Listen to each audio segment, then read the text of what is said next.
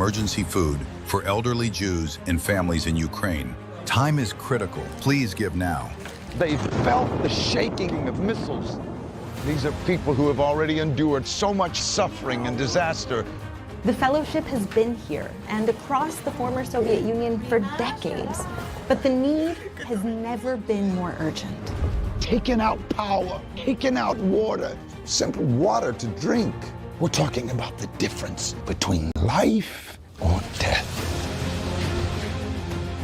Christian, Jew, standing shoulder to shoulder, saying, we're here to heal, we're here to help.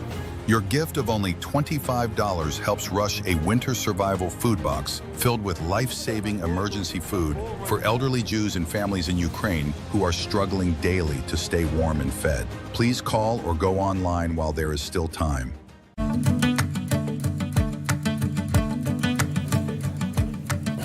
And before we go, the Artemis II moon mission crew is gently falling back into the Earth's atmosphere, scheduled to splash down in the water off San Diego just after 8 p.m. Eastern Time. Yeah, I think a lot of people are looking forward. You're watching theDove TV, encouraging and informative for San Francisco and the Bay Area. Seen on KURK3 and these Dove TV affiliates. Good morning. You're tuned to the Dove, encouraging and informative, helping Oregon, Northern California, Idaho, and Nevada start the day with news and encouragement. This is Mornings on the Dove. Hey, good morning to you. Happy Friday. Took us 4 days to get here. But we made it. We finally made it. Yeah. And yes, this is Pear Blossom. Woo! And that's what is behind us today. Tomorrow here in Southern Oregon, since 1954, we'll be celebrating the Pear Blossom events, rain or shine. Yes, and we could have both. Well, this is kind of like Autzen Stadium. It never rains in Autzen Stadium. Yeah, well, there you go. Even when it's pouring. Yeah. So anyway, good morning to you. Happy Friday. Welcome to Mornings on the Dove. And yes, for Southern Oregonians, tomorrow is Pear Blossom. And the run, the parade, all the events that go on here. And if you've been driving around, the pear orchards are just beautiful. They're blossomed out like this right here. Yeah. And so anyway, good morning to you. Happy Friday. What do you got, man? Well, first of all, it is National Encourage a Young Writer Day. And really? Yes. Now, Send him a subscription to Alfred? Yeah, you brought it up. And I thought, well, this is especially pertinent in the day and age in which we live.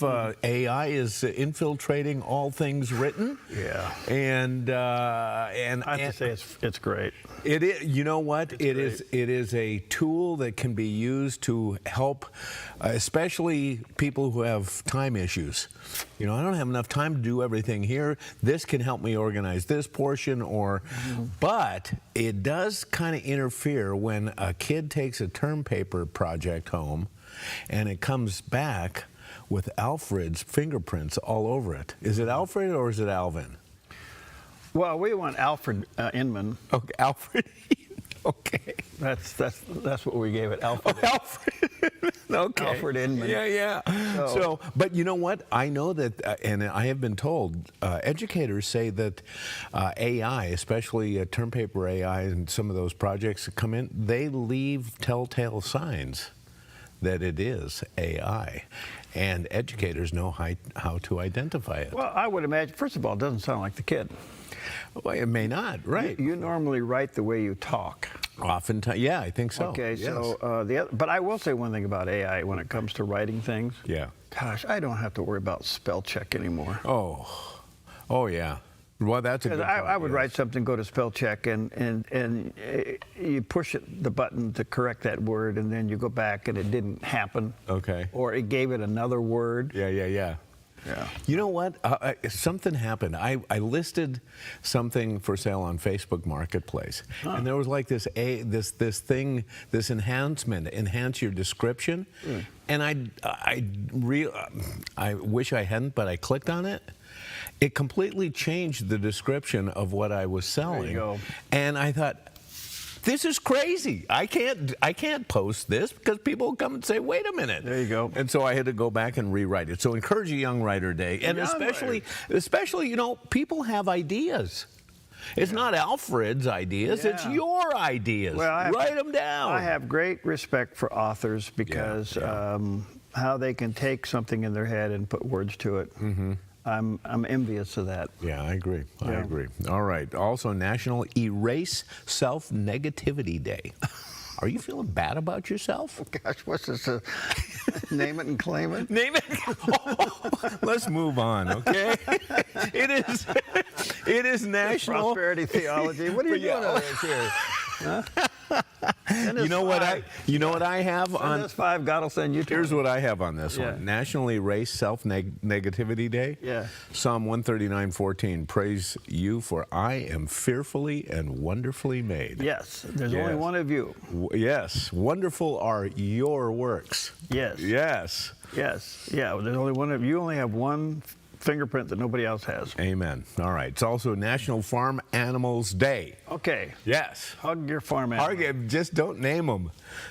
Certainly don't name anything you're going to eat. Yes. Certainly don't name anything you're going to eat. Absolutely. Yeah. And it's also National Cinnamon Croissant Day. The only thing we're eating. A crescent-shaped dough is filled with sugar, cinnamon, and butter, then rolled, shaped, and baked to a golden brown. You can add icing for an extra sweet touch. They are delicious hot out of the oven or later once they have cooled. Whoa. Nothing could be wrong with that. Cinnamon croissant. Croissant. But of course, yes. And finally, it is National Siblings Day. Oh. Yeah, it's a day to honor our brothers and sisters, and probably yourself too. And we're running a little video here. This is actually sibling rivalry video. Oh, really? Yes. Now, research indicates that siblings have a remarkable influence on each other's outlook, personalities, and behavior, and sometimes even more than your parents. They say research indicates that around 80% of our lives are spent with our siblings as we grow up. Yeah. Yeah, so they rub off on you, you know? Yeah. So do you have an older sibling that you kind of see a lot of traits from, or that you were influenced by? So where are you in the pecking order? I'm second, and I have an older brother. Okay. And he was a huge influence on me. Really? Yeah, good and bad. I learned how to run really fast because of him. Ah. Yeah, because if I said something wrong, he would come out and I would say, I got to stay one step ahead of him. And I did. I got really quick. Well, I have an older brother and sister. Oh, okay. And yeah, they influence me. I won't tell you how. They say the siblings can have a positive effect on your physical health. They say that... they tried to bury me in a post hole one time. Did they really? Yes. How did that work? Wait a minute. They did. What? They put me in a post hole. No way. Yeah, and they filled it up to about here, you know. Really? Yeah. And they were laughing. I don't know. I don't know what I was, 5 or 6 years old. And then my mother calls us in for lunch. You know, there were 3 of us at the time. And so my mom said to Tom and Sally, my older brother and sister, where's Perry? Oh, he's out there. Well, go get him. Well, he can't come. And they went out there. And the more you move, the more the dirt settled. Oh, sure. That could be dangerous. You know? Oh, yeah. Oh, my mother was furious. Oh, no doubt. And my brother and sister were laughing like crazy. So I love them, but I'm supposed to get over this. Apparently not. Would you like to talk about it? No, well, yeah. You talk a little more? Well, I probably need some pills or I don't know. That's pretty good. Yeah. Oh, I love that. Okay. Well, however you feel about your siblings, it's a day. And you know, sometimes it does happen. You know, siblings, you know, sometimes have little conflicts. If you're in one with any of your siblings right now, try patch it over. Smooth it over. It's the day for it. National Sibling Day. Yes. All right. That's all I got. We're going to eat cinnamon croissants. Croissant. Yeah, but of course. Okay. So what's your older brother's name? Jeff. He's John Jeffrey.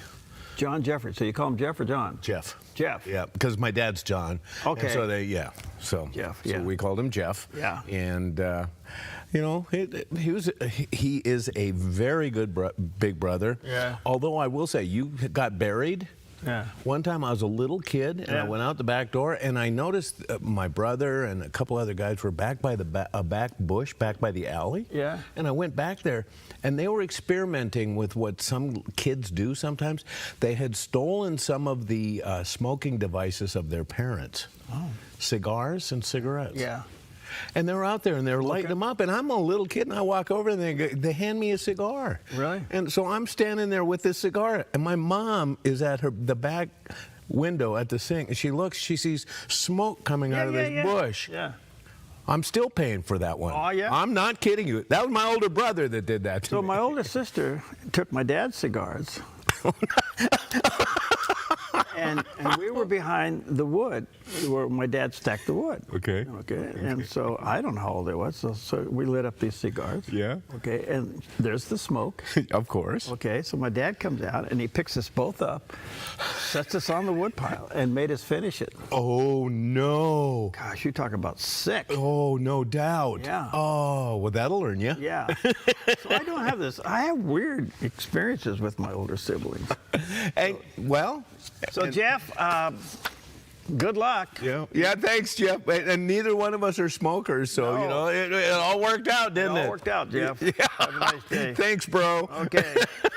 So, Pam, here's Jeff's protege. A look at our forecast from Grange Co-op. With a front moving into the region today in northern Oregon and southern Washington, partly sunny with a chance of showers and highs in the low 70s for Vancouver, Portland, and Wilsonville, and near 69 in McMinnville. Moving down the Willamette Valley with a chance of showers and thunderstorms in some spots with daytime highs near 70 in Salem and Albany and upper 60s in Corvallis and Eugene.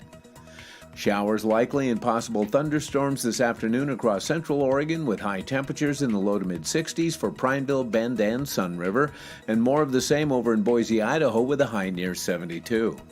Showers with possible thunderstorms today along the Oregon coast with daytime highs near 61 in Coos Bay, mid-50s for Port Orford and Brookings, showers and patchy fog in upper 50s in Crescent City, California.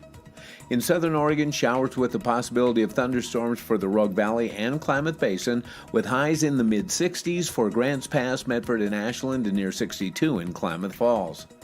Into northern California with showers and possible thunderstorms from Wairika with a high near 64, through Redding, Chico, and Sacramento with highs in the mid-upper 60s, and rain through the weekend.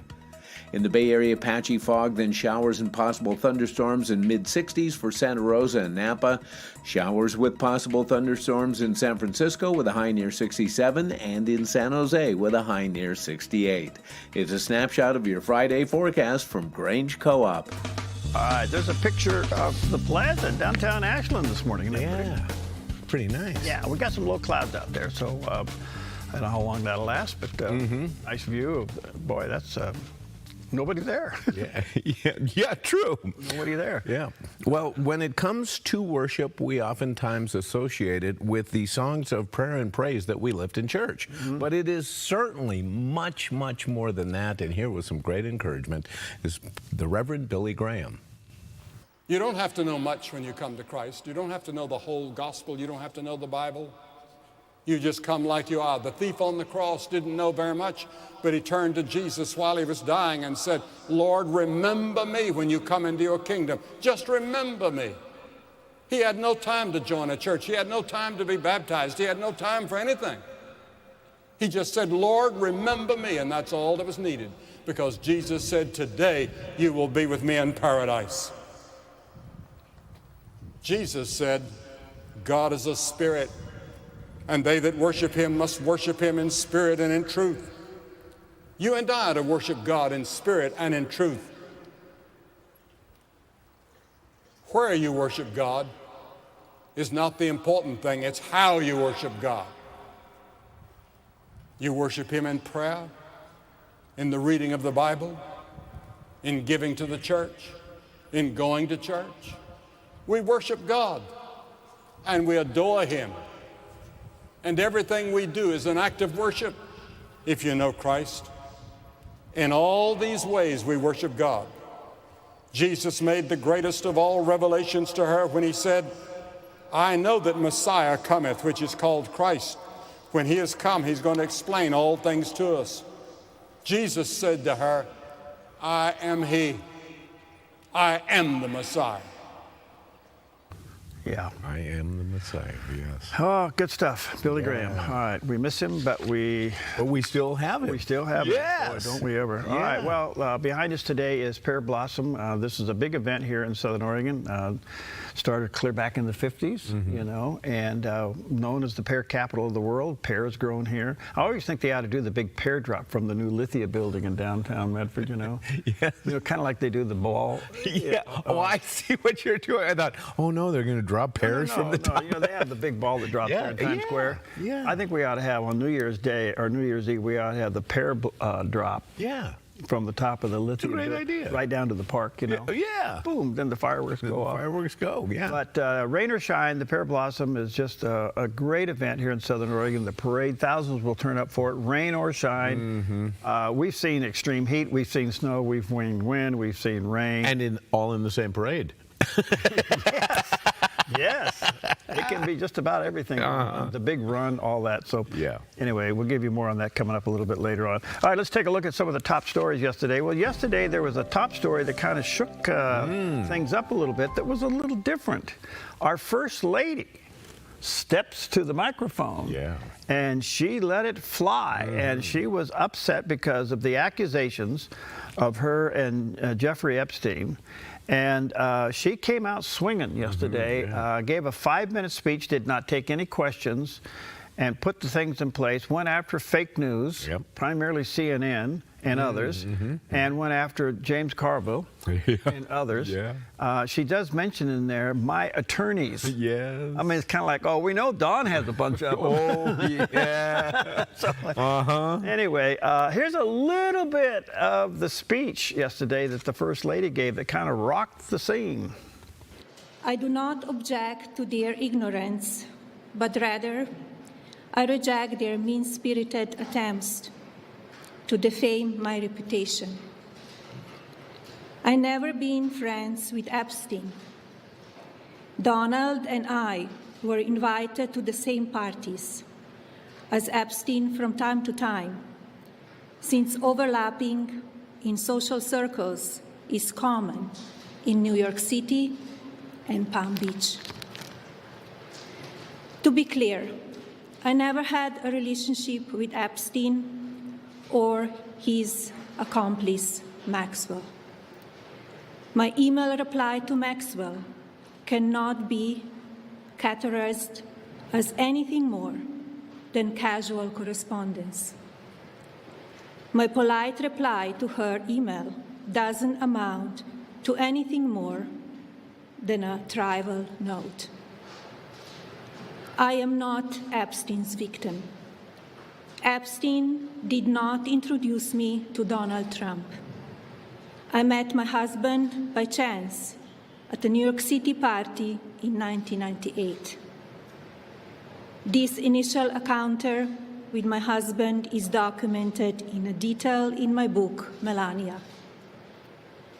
The first time I crossed paths with Epstein was in the year 2000 at an event Donald and I attended together. At the time, I had never met Epstein and had no knowledge of his criminal undertakings. Numerous fake images and statements about Epstein and me have been circulating on social media for years now. Be cautious about what you believe. Well, it goes on for about 5 minutes. She was very clear in communicating that it's false. It was made up. She did name some names, and she did point out some media sources. And I have to say, this is the best way to handle things like this. Yeah, I think so. Yeah. And she got raves all over the world. Yes, a lot of people standing up behind her and supporting her. And even some Democrats stood up behind her. So, you know, kudos to the First Lady. Absolutely. Now let's go back to the legal team. Yeah. Is this kind of like a warning, a line in the sand kind of thing? Don't step over this. Don't do this again. You have had fair warning. Well, yes, or it could be say we're coming. Yeah. Oh, maybe. Yeah. Maybe. Yeah. Warning's one thing. Yeah. The other one is we're knocking at the door. Okay. Carville, look, is a loose cannon. Oh, totally. He's kind of like some of these people that were in major media for a long time, and then they're no longer, and they suffered this crowd disease. Right, yeah, lack of crowd. They get used to it, they like it, and all of a sudden it's gone. Yeah, so he comes back on the scene, and he's just almost crazy. Yes, he may be. I don't know. Yeah, well, but he just starts saying things. Right. Well, he admits that he's got Trump derangement syndrome. Yeah. He says, I have it. I don't want to get rid of it. Yeah. I'm holding on to it. And he even calls it hatred. There you go. Guy's a loose cannon. Well, anyway, she's I'm listening to this, and I'm watching it. It was stunning. Yeah. It was stunning. Yeah. It's one of the few moments where she actually slowed down and read everything. She really did. She wanted. Oh. I would say that speech was well researched and looked over by her legal team. Oh, I would think so. Yeah. Yeah. So anyway, we'll see what happens. In the meantime, the president's still upset with NATO. He met with the lead of NATO, and NATO. By the way, after he meets with NATO leadership. Mm-hmm. The leadership comes back out. What's his name? Ruddy, is his name? Rudy or Ruddy? I'll think of it here in a minute. Anyway, he steps back out on the scene and defends NATO's non-involvement. Oh. And I'm thinking, wow. Okay. So the president's now thinking about punishment for disloyal NATO allies. Okay.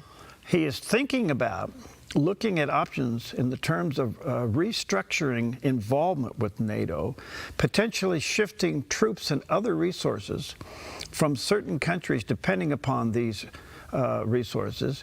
And he is saying we may send things to like Greece, Lithuania, Poland, and Romania, and maybe take them from countries like Germany and Spain and others. Well, what do you know? Yeah. I don't think we've seen the end of this. I don't think so either. Even Marco Rubio, our Secretary of State, has weighed in on this. And he said they wouldn't let us fly from our bases on their land that was set up under the NATO agreement. What do we even have these bases for? Uh-oh. Yeah. Uh-oh. This was NATO really showed their colors on this. And I don't think they've seen it. It's a fight the president doesn't need to take on now. He's going to fight it with words. Yeah. But I think he's physically going to get involved with this as soon as Iran has settled down. Okay. In the meantime, Iran is day 3 of the ceasefire. We don't know what's going on through the straits, but we do know there's over 3,000 ships sitting on the outside waiting to get in. Yeah, not passing through. Right. Then there was reports that Iran was charging ships fees to go through the strait, and the president finds out about that. He says there are reports that Iran is charging fees to tankers going through the straits. That better not be true, and if they are, they better stop. Or is that a violation of the treaty? Oh. Or the ceasefire, I should say, not a treaty, but a ceasefire. And of course, Iran is saying the treaty's been violated already by Israel because they continue their war on Hezbollah. Right. And the president has pointed out that wasn't part of the agreement. But the agreement is not with Israel; it's with the United States. Right. And now I would see that if they would say Israel can't attack Iran, part of the ceasefire, but that would be reasonable. But Hezbollah in Lebanon, that's a whole different ball of wax. Wow. So can you imagine 3,000 ships sitting out there? Oh. Do you remember when we had the supply chain problem with the dock workers, and they were off the shore, piled up there, and they couldn't get the supply chain into the... Yeah. We got this again. I happened to be in Singapore shortly after Hong Kong went back to China. In Hong Kong, port of Hong Kong, ships from around the world would go into Hong Kong. But once China took that over, that port shut down. And so we're sitting in Singapore, we're high up in this building. As far as you could see, I mean, as far as you could see, there were ships out there waiting to come in to Singapore. Really? So now you got the same problem over there with the Straits. I don't know. We'll see what happens. Will we get through the weekend with tankers going through all this? I don't know. I don't know either. Yeah. All right, good morning to you. Those are some of the top stories on this Friday. And weather-wise, well, we're going to have a little bit of a wet weekend. We'll talk about that and more when we come back. Tells me a different story. says do not be afraid. And the voice of truth says this is for my glory. Out of all the voices.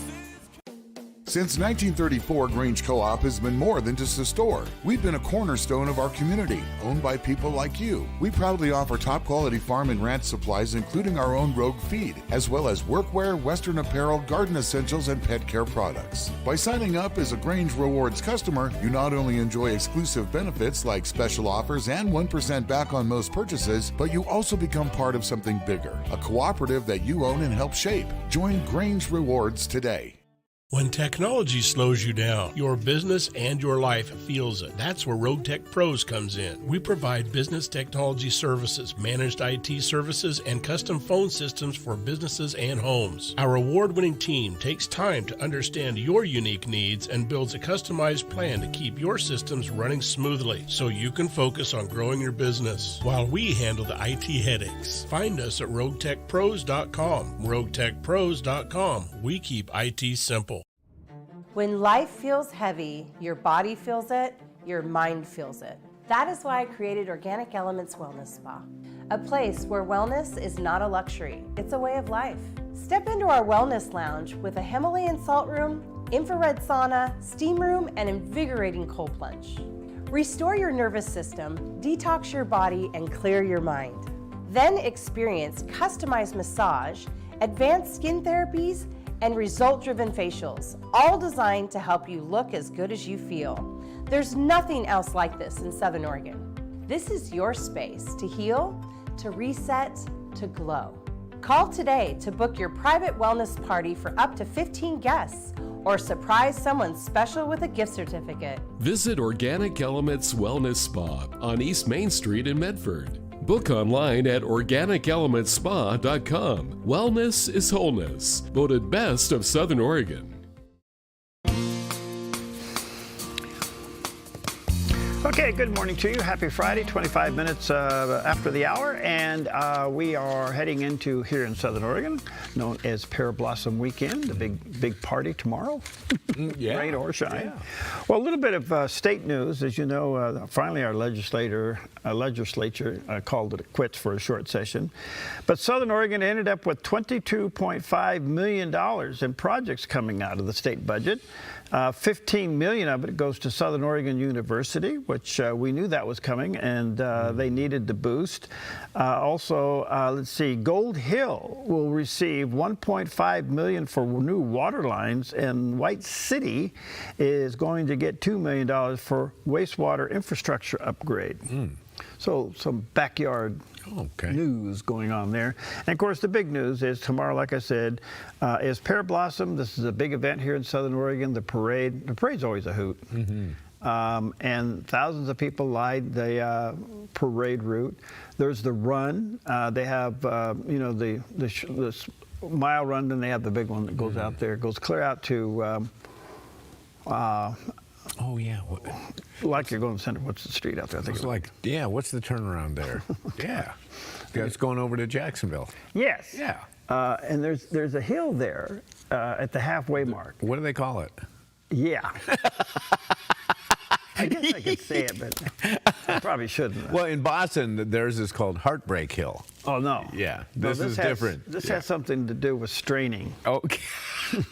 Okay. Is that enough? That's enough. Okay. All right. Thank you. And you go up this hill, and then you come down the other side, and then there's the turnaround spot. Then you have to turn around, go back up the hill, and go back down. Go back down, yeah. Okay. Yeah. Now, I have, in my younger years when I was really dumb, I have run that thing 3 times. All right. And all 3 times, it was just... It's enjoyable when there's a crowd. When they're in the crowd, it's miserable. Oh, yeah. And then when you come to the crowd, you got to act like you're having a good time. Oh, that's wonderful. Okay. But the worst one I did, I used to run the 4th of July run in Ashland. Okay. Yeah. So I'm running it with some friends of mine. And I'm not a good runner. I mean, I did it because you're kind of intimidated to do it, Okay. And it had, you would go down Main Street, Siskiyou Boulevard, and you go out there and you run around the hills, and you go up and down, you cross over the freeway, and you come back. But the last part of the run is up Siskiyou Boulevard in Ashland. Oh. And I'm really really having a hard go. Okay. Yeah. My friends got in front of me, turned around, and ran backwards in front of me up the main street with all the people on the side. No way. No. Yeah, Dr. Jim Roth. I'm going to name him. Yeah, okay. Yeah, okay. Oh. There was a couple of others, but I'm only want to embarrass. Okay. So he's running backwards. Come on, Pear. Come on, Pear. No and he's way. running backwards. That's No all I could do to go forward. Anyway, but tomorrow's Pear Blossom. All right. And the parade and everything. So if you're in Southern Oregon, you know, people come from Klamath County, Josephine County. Yeah. We're all here, and it's a big deal. And it's an annual celebration, and there's just a lot going on. I'm sure you can go online and check out all the events. Mm-hmm. And, you know, we can end up with some pretty good runners in the front of that field as well. Yeah, this is a big one. So we'll see who comes. Some people come from out of town. Do they have a crutches division? Yeah. Well, you know, there's one where people will push people, kids in carts. You know, in the little children carts. Okay. So maybe Pam could put you in one of those. She would like an electric motor, though. But okay. Thank you. Bring your quad down. Let's see how it goes. There you go. No, I don't think so. I'm still good on that. I remember one guy in front of me. He was pretty far in front of me, and I'm really hurting. Oh, okay. And you know what's interesting? Usually this time of year you'll see people running, getting in shape for it. Yes. I didn't see a whole lot of that going on. I haven't either. I think because of the weather wasn't, you know. Oh yeah. So anyway, this he's ahead of me maybe 50 yards, okay, and I kind of see him weaving in and out, and he trips and falls. Oh no. And he rolled over literally into the ditch. Oh no. And people went by, and the guy in front of me stopped him, helped him, and get him up. Nice. Yeah, and I kind of helped him up a little bit. But boy, once you break your pace. Once you break your pace, oh. Gosh, that was miserable. And then you come around the corner where you're going down the home stretch, and you got to act like you're having fun. Right. And that you're really serious and that you're a good athlete. Yes. Gosh, you get through that line and you die on the other side. Aren't you glad you're not running that anymore? Yes. Yeah.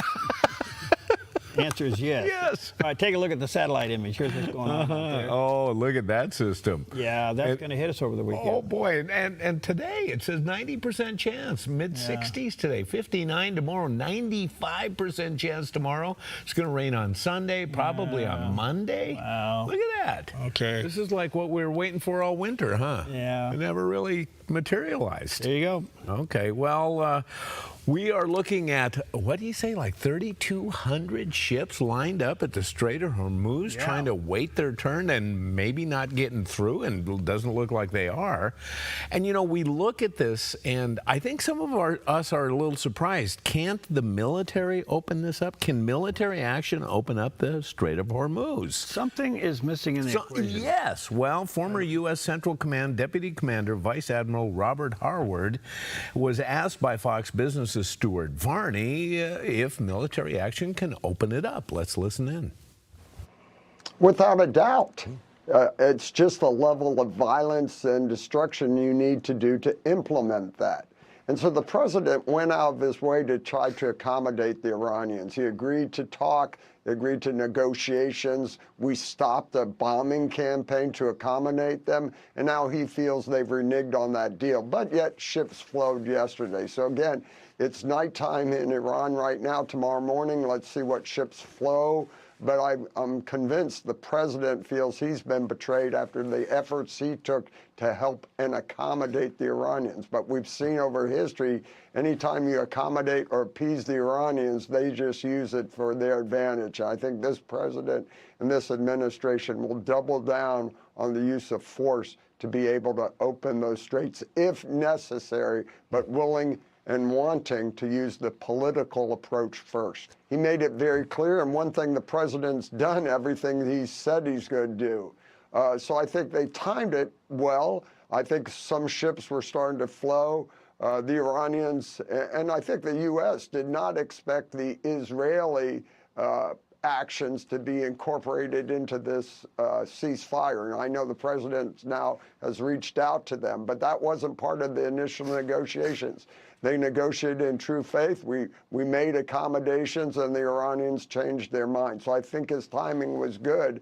And I think also additional forces which were still flowing to the region have arrived. So his options with the additional military force like the 11th MEU, the Boxer, those assets are now in place. It only gives him more options. I was wondering about those additional forces. We've been hearing about them.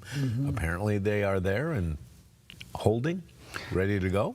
Yeah, you always go in and soften the target before you send people in. So they really haven't done a whole lot of air activity right over the area of the straits, along the shoreline there and on those islands. I mean, they've done some, but it appears to me that there are several other options in front of them to do that.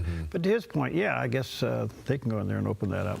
Okay. You know, the risk of a company sending their ship through the strait now, it's got to be huge. Yeah. You know, and if Iran is stupid enough to take one out, no matter who it is, oh man. Yeah, it could be pretty miserable. All right, let's take a quick break on this Friday.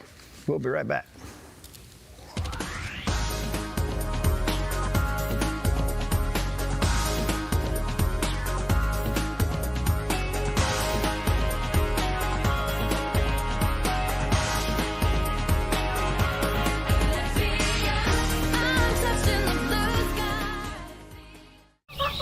You feel most alive where you feel most at home. And this is living. Bobcat, the company that changed the way the world works, is coming home with a quality compact tractor built to match your quality of life. This isn't work you have to do. It's work you get to do. So get it done in a tractor that's all you. See your dealer or visit bobcat.com. Come fall in love with Northridge Senior Living, where contemporary, sunlit interiors meet old world elegance. Walk through our lovely hallways and enjoy the fun staff-led activities. Forge lasting friendships with other residents and our exceptional caregivers. Dine in style. Gather near the fireplace under breathtaking chandeliers. Our reasonably priced apartments are spacious with private balconies. Northridge is Christian-owned and operated, pet-friendly, and only 2 blocks from Asante Rogue Regional Medical Center. On-site, in-home care is available. We also offer senior adult daycare, where your loved one can spend the day with us, and the evenings with you. Northridge Senior Living. Your home. This little light of mine, I'm gonna let it shine, gonna let it shine. This little light of mine, I'm gonna let it shine. This little light of mine, I'm gonna let it shine, gonna let it shine. Oh, shine. All right, welcome back. 24 minutes before the hour on this Friday morning. And, of course, we're under day 3 of the ceasefire. We'll see how it goes. In the meantime, the Vice President, J.D. Vance, is heading to Pakistan for talks. And we'll see how it goes. The President says, all right, the Vice President's go over here and talk to these guys and see if there's something can be worked out. In the meantime, the President says everything offshore is ready at a moment's notice to respond. So let's check in with CBN News' Chris Mitchell and their take on all of this. Israel's Temple Mount is open for the first time in more than a month as the ceasefire remains in place. But officials are making it clear this is only a pause for negotiations. The joint force remains ready if ordered or called upon to resume combat operations. The president reinforcing the message on Truth Social, announcing all U.S. military forces will remain in the region until an agreement is reached. Negotiations are now the focus, with the White House confirming talks will center on a new U.S. 15-point proposal, including hard red lines that counters Iran's 10-point plan that includes what it calls its right to enriched uranium. The president's red lines, namely the end of Iranian enrichment in Iran, have not changed. And the idea that President Trump would ever accept an Iranian wish list as a deal is completely absurd. There's also uncertainty over the Strait of Hormuz. Iran says it's still closed due to Israeli attacks on Hezbollah, but the administration says there's an uptick in traffic. The U.S. is demanding the strait remain open without any tolls or restrictions. Vice President J.D. Vance will lead a team to begin negotiations in Pakistan on Saturday. The deal is a ceasefire, a negotiation. That's what we give. And what they give is the straits are going to be reopened. If we don't see that happening, the president is not going to abide by our terms if the Iranians are not abiding by their terms. Trump promises unprecedented force if Iran doesn't comply. But reports indicate Iran has not yet publicly agreed to those terms, even claiming victory over the U.S. on state television. What Iran says publicly or feeds to all of you in the press is much different than what they communicate to the United States, the president, and his team privately. And new reports indicate Iran's current supreme leader, Mojtaba Khamenei, who was injured in the same airstrike that killed his father, Iran's former leader, is unconscious and being treated for a severe condition outside Tehran. While the ceasefire holds, the U.S. and Israel make clear it does not extend to Lebanon. But Iran threatens an end to the truce if Israel continues attacks on Hezbollah. This comes on the heels of what the IDF describes as the largest coordinated strike on Lebanon since the start of the war. I want to convey that we have more goals to complete, and we will achieve them either by agreement or by resuming the fighting, because we're ready to return to combat at any moment required. The finger is on the trigger. Netanyahu says Israel is not surprised by Trump pursuing a peace deal and remains proud to fight shoulder to shoulder with American forces for the first time in history. Our American warriors deserve the credit for this day, but God deserves all the glory. Paul Petit, CBN News, Jerusalem. Before we went on live, this is day 41 of the war, but it's day 2 of the ceasefire. Does that mean we're still at war and it's sort of like a pause? Well, according, to General Kane, he's saying pretty much that, right? Yeah. And that is, the war's still going on. This is doesn't mean peace.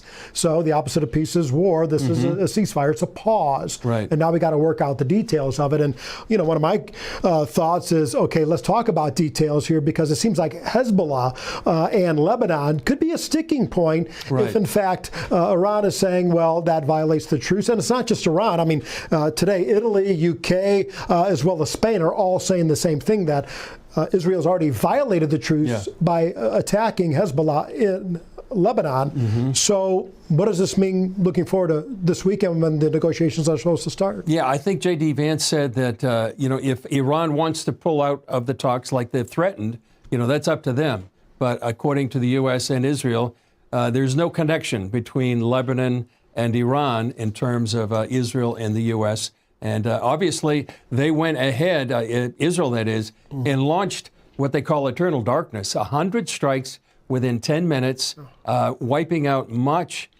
many headquarters and command centers of Hezbollah from the northern border to Beirut down to the south. Yeah, and they're not going to let up. And I know that this is their opportunity. But it is interesting, back to your earlier point, that Lebanon wasn't even a factor in this war, right? They jumped in late in the game and decided, okay, well, we're going to take an opportunity here. And all of a sudden, they're part of the discussions of peace. So, where does this fit in? Yeah. And I think at the very beginning, when Trump's deadline ran out, Tuesday night, Wednesday morning here, Pakistan came out and said that Hezbollah was part of the ceasefire. Iran said they were part of the ceasefire. And then so the next 24 hours, there was this disagreement. Yeah, I think it's going to continue. I mean, we're talking about uranium, right? I mean, that is the number one issue going into the negotiations way back when, before the war started. And again, these are reports that Iran's saying that they have a right to enrich uranium. And that's going to be a huge sticking point. Yeah, that's obviously, it may not even get to negotiations if, in fact, that is the truth. And the interesting part here, and I know this is nothing new when it comes to war, but, both sides claiming victory here. Obviously, okay, which side? It can't be both. Yeah. Oh, there was parades in Tehran claiming victory. Right. And also, I know it's 40 days. Yesterday, I think, was 40 days since the beginning of the war and the elimination of, the Supreme Leader, Khamenei. So they were people mourning in the streets. They could mourn in the streets because the ceasefire's on. Right. They probably wouldn't be doing that if the war was continuing. So I'm Chris Mitchell for Paul Petit, for all of us here at the Jerusalem Bureau. Thanks for joining us, and we'll see you next time. Okay, well, a lot going on there. Well, can you imagine they're in the streets of Tehran claiming victory? After their supreme leader has been, and a number of others underneath. I mean, it's an interesting perspective, to say the least. It is. And I go back to our friend Kenneth Abramowitz, who is one of the experts in the whole Middle East. I think we don't understand the mindset of a death cult. Yeah. We just don't understand that. We can talk about it all day long, but they're committed to the end, and they cannot allow any sign of weakness or failure. And to the point where they're even willing to die for it themselves.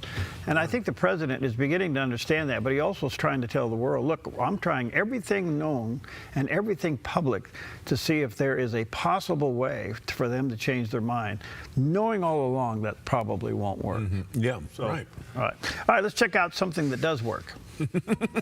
Maybe. A look at our forecast from Grange Co-op.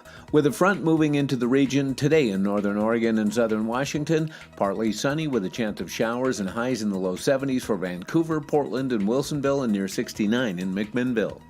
Moving down the Willamette Valley with a chance of showers and thunderstorms in some spots with daytime highs near 70 in Salem and Albany and upper 60s in Corvallis and Eugene. Showers likely and possible thunderstorms this afternoon across central Oregon with high temperatures in the low to mid 60s for Prineville, Bend, and Sun River, and more of the same over in Boise, Idaho with a high near 72. Showers with possible thunderstorms today along the Oregon coast with daytime highs near 61 in Coos Bay, mid-50s for Port Orford and Brookings, showers and patchy fog in upper 50s in Crescent City, California. In southern Oregon, showers with the possibility of thunderstorms for the Rogue Valley and Klamath Basin, with highs in the mid-60s for Grants Pass, Medford, and Ashland, and near 62 in Klamath Falls. Into northern California with showers and possible thunderstorms from Wairika with a high near 64, through Redding, Chico, and Sacramento with highs in the mid to upper 60s, and rain through the weekend. In the Bay Area, patchy fog, then showers and possible thunderstorms in mid-60s for Santa Rosa and Napa. Showers with possible thunderstorms in San Francisco with a high near 67, and in San Jose with a high near 68. It's a snapshot of your Friday forecast from Grange Co-op. All right, there's a picture from the top of the hill this morning. Look at that cloud layer over the top of us. Yeah. Actually, that's a little layer of fog out there.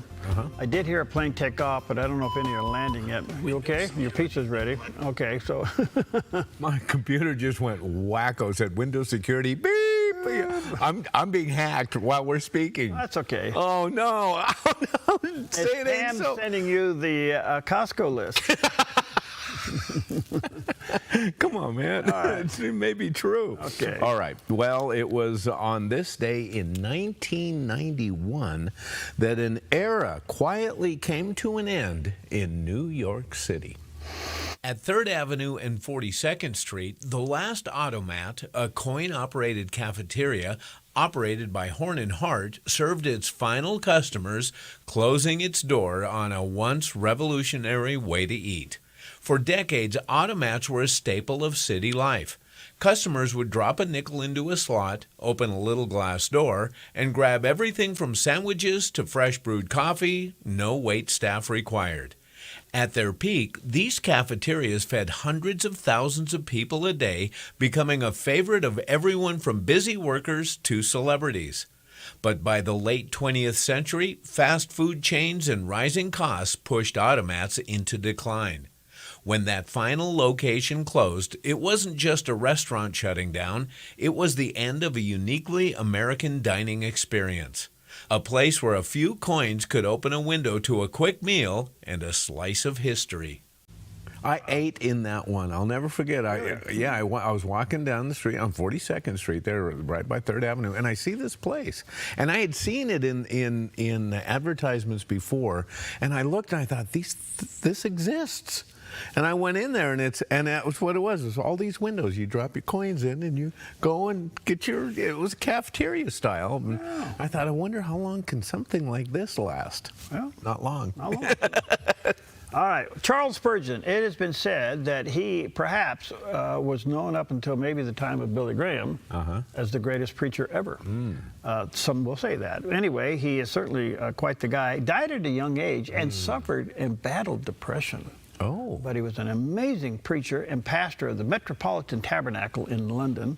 Anyway, some of his writings are still available out there, and he encourages us not to be afraid. God calling for your life cannot be stopped. And here's a little bit of it. The Lord stood by him and said, "Be of good cheer, Paul, for as you have testified of me in Jerusalem, so must you bear witness also in Rome." Acts 23, verse 11.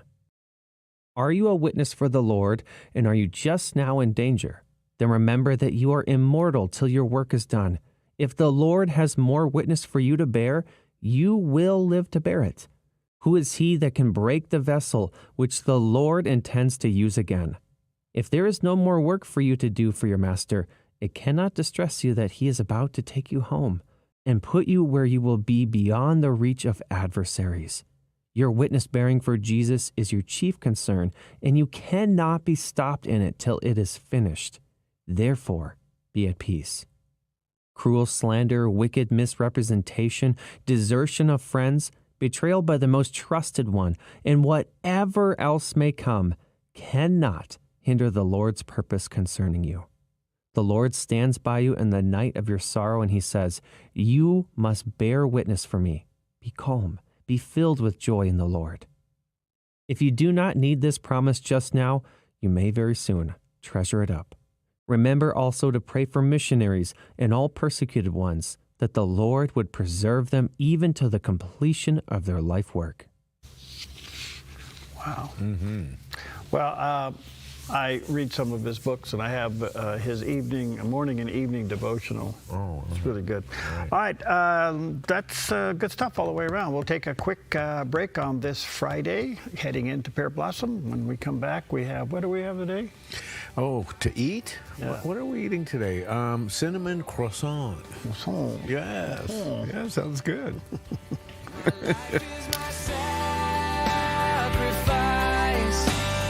Daily surrendered, and I lift my voice, unashamed of my love for you. Hi, I'm the SOS Alarm guy, here to tell you about a great deal. SOS Alarm will not only beat any internet deal, but will install the system too. So burglars, beware. SOS Alarm for security and beyond. At Sweet Tea Express, we've got you covered. Order at the counter and our friendly service staff will do the rest. Breakfast served daily until 2 p.m. Breakfast burritos, biscuits and gravy, skillets, omelets, and more. Sweet Tea Express. Don't get caught hungry. Stewardship begins with the knowledge that nothing belongs to us, but everything belongs to the Lord. This helps us to run a business not in the fear of lack, but in the assurance of His care and provision. Such a perspective eliminates the drive to sell and replaces it with a heart that says serve. This begins with serving our clients and coworkers with integrity and genuine care. That's why at Kelly's, it's automotive service with a heart for God and treating others as we ourselves would want to be treated. Our promise is to never sell our clients anything we don't believe they need. Another is to do all we can to meet other needs, such as shuttle service and loaner cars, or taking the time to really listen, even at times praying with our customers. Sometimes this means sacrifice, going above and beyond, but that's why I work for Kelly's Automotive Service, honoring God while serving people with honesty and integrity. Mornings on the Dove covers issues affecting you. But we also take the time to have some fun and laugh. Sometimes that's all you can do. And these days, we all need encouragement. Count on Mornings on the Dove to deliver just that from God's Word. Along with the day's forecast and interesting stories from Jerry's historical archives. So start your day with encouragement and information. Join us for Mornings on the Dove. Weekdays on the Dove TV, radio, and streaming.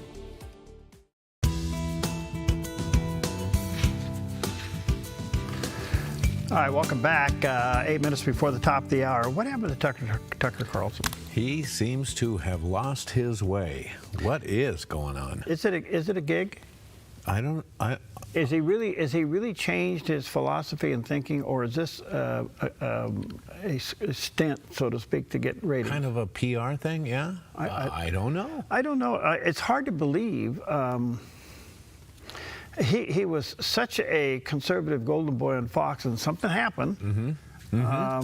And they aced their top. He was the #1 rating getter. Right. And they aced him, and then he goes off, and then he has this deal where he's still being paid by him. Right. He couldn't do much. He couldn't say much, but now he's doing his podcast. And I don't know. I mean, he's become anti-Semitic. He's kind of gone off the rails, and you're kind of still in disbelief. You don't know what to do with him. Yes. David Rubin from the Rubin Report talks about Carlson's remark against the president. So obviously you're mocking the religion of Iran. Okay. If you seek a religious war, that's a good idea. But by the way, no decent person mocks other people's religions. You may have a problem with the theology, but it's not just mockery of Islam. And no president should mock Islam. That's not your job. This is not a theocracy. We don't go to war with other theocracies to find out which theocracy is more effective. We are not. It's hard to listen to him, too. I mean, I love that they seem to be shutting the lights off in the studio as if he's in a bunker at the end. This is a guy who hates Christian Zionists more than anyone else, who's relentlessly going after Protestants now, who goes after Jews. It's not just Israel. He goes after Jews. He wants Jews to get DNA tests in Israel. So spare me, Tucker, please, please. But again, you were the one back in May, thermonuclear World War III, right? Like, it's completely absurd. You guys have all, and it's not a coincidence, by the way, that Megyn and Tucker have become the leaders of this thing, because they came from the mainstream world, and what they know are ratings more than anything else. They came from a place of ratings. Say whatever you can for ratings. And the online world, something different was brewing here for a long time. I'm very proud that I was part of it right at the beginning, and it was better. It was better. I still try to do something a little bit better. They've decided to use the same tactics of do anything for ratings in the news space. And that's why the online space, in some sense, is probably just as toxic, if not actually more than the mainstream space at this point. Trump, however, just does what he thinks is right, consistently over and over again. Again, whether I agree with it or not, that's what he does. Here from Breaking 911, Trump blasts Tucker in a phone call with the New York Post. Tucker's a low IQ person that has absolutely no idea what's going on, the president said. He calls me all the time. I don't respond to his calls. I don't deal with him. I like dealing with smart people, not fools. It is worth noting that Tucker's son works in JD's office. He's a PR, I think he's in PR, public relations, whatever, in JD's office. And it's like Tucker is now the #1 enemy on the right in America to Donald Trump, and his son works in the vice president's office. Like, no one's guilty by their father's sins. I'm not even saying he's doing anything nefarious, but conversations are had, people have lunch, they go for coffee, information is heard. Do you think that's getting to his dad? It's just worth putting a pin in that and knowing it. Isn't that interesting? Huh? Well, is it a rating thing?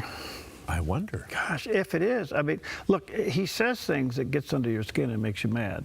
Okay? And then you respond. Guess what? He stays alive. Yeah. Yes. So I don't know. He obviously, when he said this is a religious war, when he went down there, I go, boy, you really are off the track here. Yeah, I think so. Yeah. So anyway, we'll see. It's sad to watch. Yeah. Okay. All right. Psalm 34, verse 8. Oh, taste and see that the Lord is good, and blessed is the man who takes refuge in him. All right, man being plural person. Okay. There's a picture of our backyard, a little socked in this morning, but it'll give way to more activity a little bit later on as we go look for cinnamon croissants. But of course. Applegate River Golf and RV Resort, a pristine 9-hole course alongside the Applegate River. Their clubhouse offers a golf simulator experience. The RV Resort is adjacent to the golf course with convenient pull-through parking. Applegate River Golf and RV Resort. Information at applegaterv.com. The crisis inside Ukraine has reached a catastrophic level, with the elderly Jews pushed to the very limit. Go inside. She's freezing cold. There's no electricity, no heat, no water. Winter is now a weapon of war, used against the elderly, the mothers, and the young children. They've been lined up here for hours. These are precious people who are hungry, and they have nothing. If someone doesn't do something soon, a humanitarian disaster is coming. So many Jewish people who are just waiting for someone to care enough to pick up the phone. Fears are growing that without an emergency, full-scale response, thousands will die this winter. The International Fellowship of Christians and Jews needs your $25 gift now to help rush a winter survival food box of emergency food for elderly Jews and families in Ukraine. Time is critical. Please give now. They felt the shaking of missiles. These are people who have already endured so much suffering and disaster. The fellowship has been here and across the former Soviet Union for decades, but the need has never been more urgent. Taking out power, taking out water, simple water to drink. We're talking about the difference between life or death. Christian, Jew, standing shoulder to shoulder, saying, we're here to heal, we're here to help. Your gift of only $25 helps rush a winter survival food box filled with life-saving emergency food for elderly Jews and families in Ukraine who are struggling daily to stay warm and fed. Please call or go online while there is still time. Welcome to Fish Lake Resort, where adventure is everywhere, and everyone is your friend. The fishing is great, and the food is tasty. The RV sites are full hookup, and the cabins are cozy. It's always a good time at Fish Lake Resort, and the best part is, you can come visit any day of the year because we are open all year, 7 days a week. Visit fishlakeresort.net today to learn more and plan your visit. Grab a cup of coffee And start your day right. Join us for Mornings on the Dove.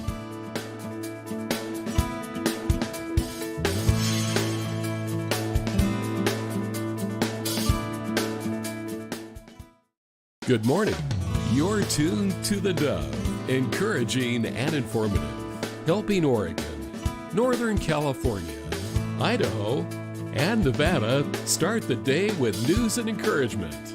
This is Mornings on the Dove. Well, good morning to you and happy Friday. Yes, it took us 4 days to get here and we finally made it. Good morning to you. Right here, Jerry is lost in, I guess in the blooms. We have pear blossoms all around us. We're right in the middle of this orchard and it is beautiful. Does it make you a blooming, blooming idiot?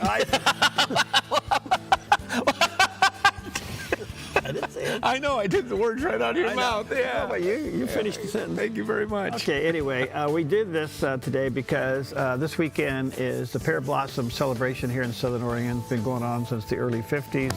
It's a huge event. Rain, shine, snow, sleet, wind, rain, we do it. Yep, maybe in the same parade. Maybe in the same day, yes. Yeah. So it all starts tomorrow. It's a big event here. And so if you've ever driven around Southern Oregon when the pear orchards are in bloom, it is absolutely stunning. How are your allergies? Yeah, well, you got to be ready for that too. Yeah. You know, the oak trees are doing their thing where they go to that white, their yellow fuzzy thing. Yeah. And then the worms come out. Yeah, and then they drop that like kind of yellow-green powder all over everything. Yes. So we're in that season, but pear blossom's primarily it, and that's pear blossom back there. So anyway, good morning to you. A lot going on in the news. There always is. We'll bring you that.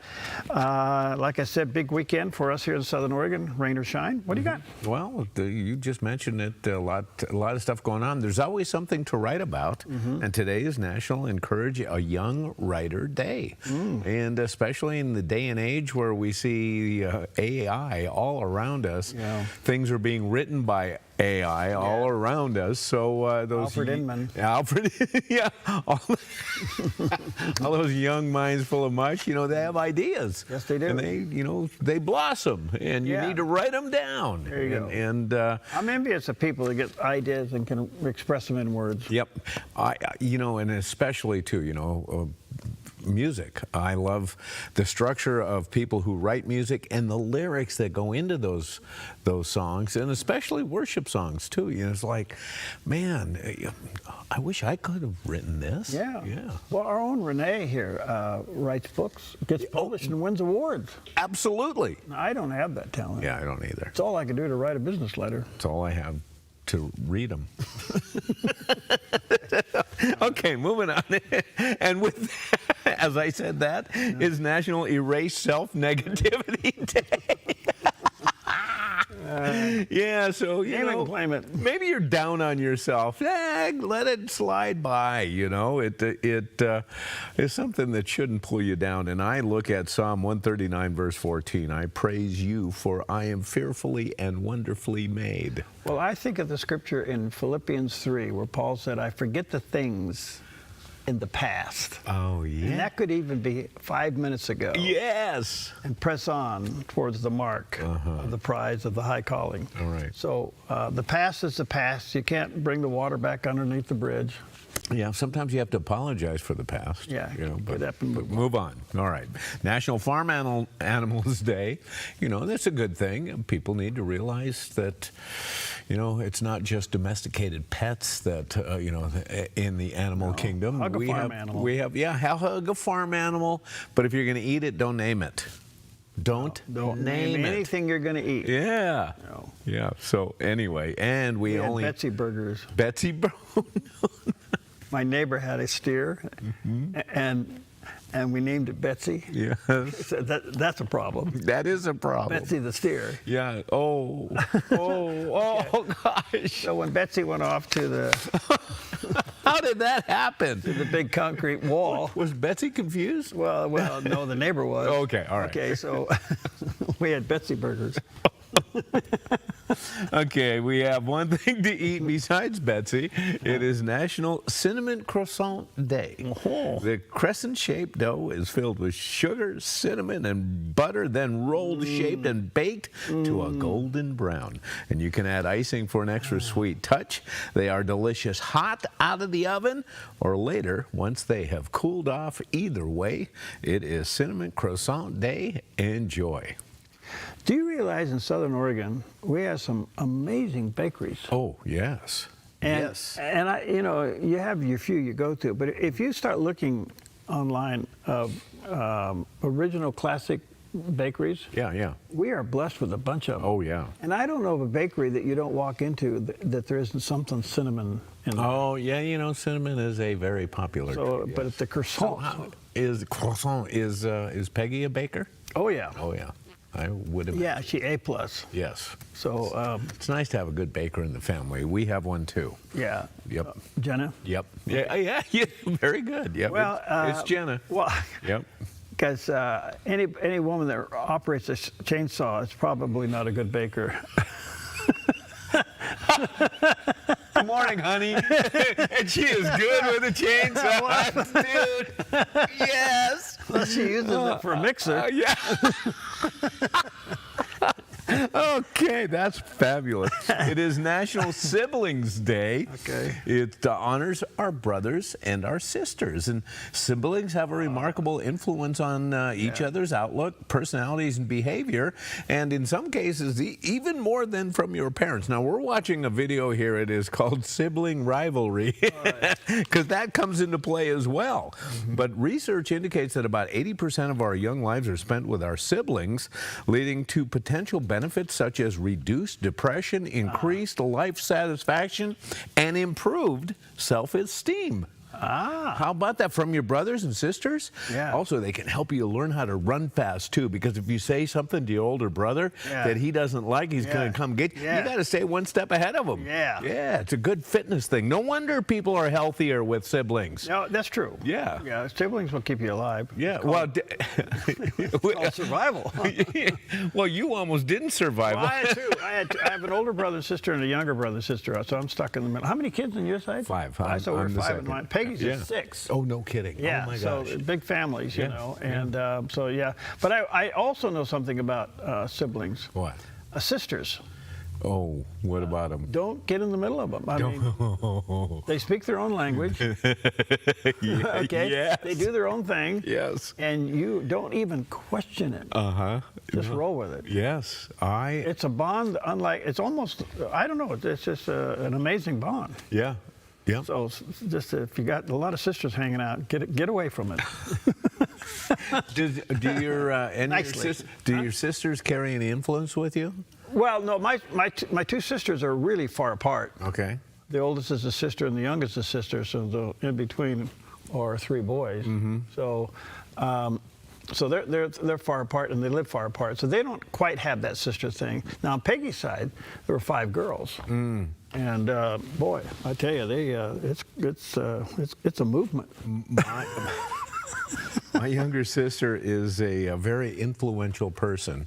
She is probably the best salesperson I have ever met in my life. We have an opening here at the Dove. Oh my God, you can't afford her. Anyway, but she came on her birthday many, many years ago, and I was dating this really sweet, really good-looking gal. Oh, Jesus, you said that on the air, but go ahead. Yeah. She was fabulous. Oh, and so my sister came, and we got together with her and my girlfriend and my sister Valerie, and we were talking, and I was getting ready to move back east. And my sister started talking. She said, "Well, you guys are such a great couple. Are you thinking about getting married?" And we said, "Yeah, we're thinking about it." And she goes, "Yeah, but you're moving to New York." She goes, "This isn't going to work. You should get married today." We did. Oh. We did. Oh, okay. We eloped that day. Where that story I know you were. Wow. And Pam was going, Pam knew the whole time. But anyway, we did. We eloped that day, and the only witness that we knew was my sister. She came with us, and we got married on her birthday.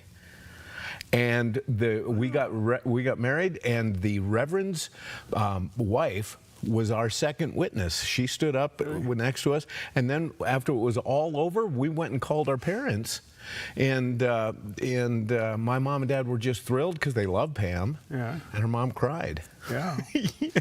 And I could hear her on the phone crying. Boy. Yes. Oh. Anyway, well, but it all worked out. Yes. But anyway, framed that really well. Now, see, you could be a writer. You framed that really well. Thank you. That's really good. Wow, really? True story. Yeah. Wow. Didn't even know it. Yeah. No. Okay. All right. Siblings Day. Love you, sister. Did Elvis marry you? No. Check this out. Was it Reverend Love? It was. We got married by the Reverend Love in the Chapel of Love. Really? In Lake Tahoe. It was a ski instructor. South Shore? South Shore. Yeah, it was right. I know where it is. I know right where it is. Really? Right at the bottom of Kingsbury Grade. Oh gosh. Yes, indeed. It was a institution there for 25 years. They eventually, Reverend Love retired. They tore it down, and now it's a little park right at the bottom of the Kingsbury Grade there, right by State Line. And we go by it, and we blow kisses. And it's like, yeah, that's where we got married. Okay. Now, there's a great story. Siblings. How did that happen? Okay. Well, here's Jerry's first choice. A look at our forecast from Grange Co-op. With a front moving into the region today in northern Oregon and southern Washington, partly sunny with a chance of showers and highs in the low 70s for Vancouver, Portland, and Wilsonville, and near 69 in McMinnville. Moving down the Willamette Valley with a chance of showers and thunderstorms in some spots with daytime highs near 70 in Salem and Albany and upper 60s in Corvallis and Eugene. Showers likely and possible thunderstorms this afternoon across central Oregon with high temperatures in the low to mid-60s for Prineville, Bend, and Sun River, and more of the same over in Boise, Idaho with a high near 72. Showers with possible thunderstorms today along the Oregon coast with daytime highs near 61 in Coos Bay, mid-50s for Port Orford and Brookings, showers and patchy fog in upper 50s in Crescent City, California. In southern Oregon, showers with the possibility of thunderstorms for the Rogue Valley and Klamath Basin, with highs in the mid-60s for Grants Pass, Medford, and Ashland, and near 62 in Klamath Falls. Into northern California with showers and possible thunderstorms from Wairika with a high near 64, through Redding, Chico, and Sacramento with highs in the mid-upper 60s, and rain through the weekend. In the Bay Area, patchy fog, then showers and possible thunderstorms in mid-60s for Santa Rosa and Napa. Showers with possible thunderstorms in San Francisco with a high near 67, and in San Jose with a high near 68. It's a snapshot of your Friday forecast from Grange Co-op. All right, well, look at that. We got a little layer of fog this morning that's slowing things down a little bit. Above it, pretty nice sky. Yeah. So hopefully this burns off, gives way a little bit, but more rain on the way, according to Pamsy Lopi. Hey, Lopi, yeah, I just got a great text. Think of all the money you saved. I love it. All right. Well, do you have a thirst in your soul for something that you're not quite sure what it is? Hold that thought, because here's encouragement with the Reverend Billy Graham. You don't have to know much when you come to Christ. You don't have to know the whole gospel. You don't have to know the Bible. You just come like you are. The thief on the cross didn't know very much, but he turned to Jesus while he was dying and said, Lord, remember me when you come into your kingdom. Just remember me. He had no time to join a church. He had no time to be baptized. He had no time for anything. He just said, Lord, remember me, and that's all that was needed, because Jesus said, today you will be with me in paradise.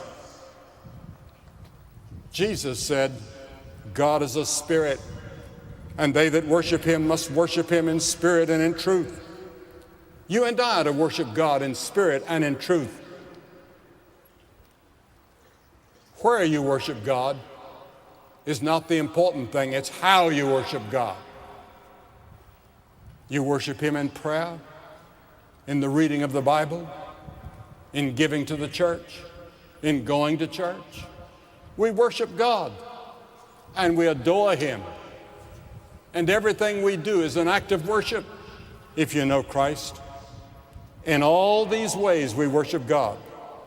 Jesus made the greatest of all revelations to her when he said, I know that Messiah cometh, which is called Christ.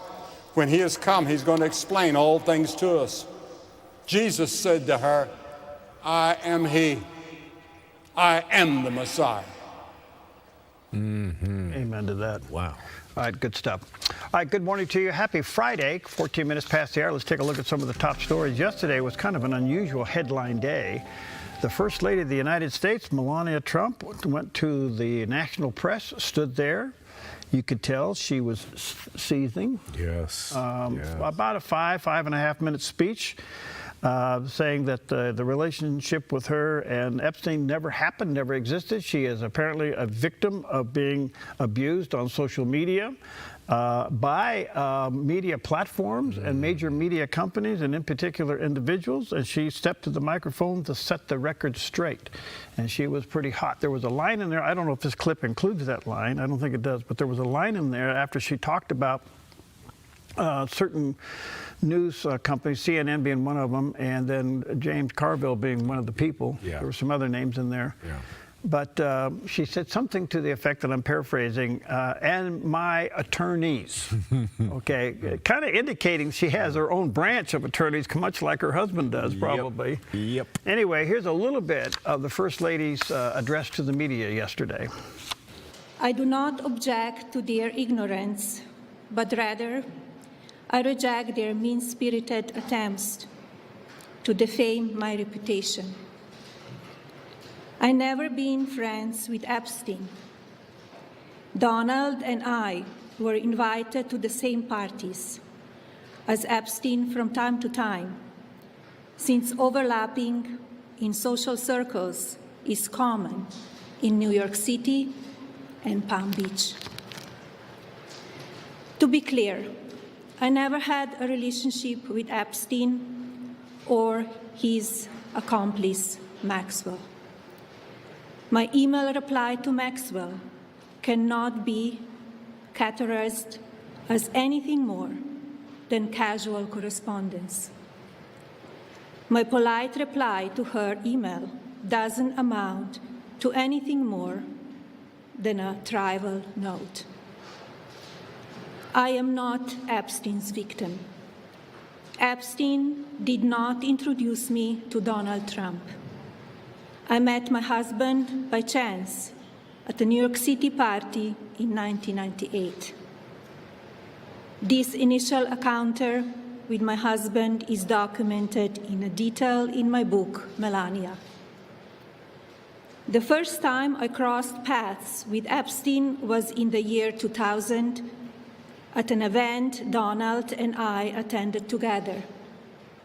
At the time, I had never met Epstein and had no knowledge of his criminal undertakings. Numerous fake images and statements about Epstein and me have been circulating on social media for years now. Be cautious about what you believe.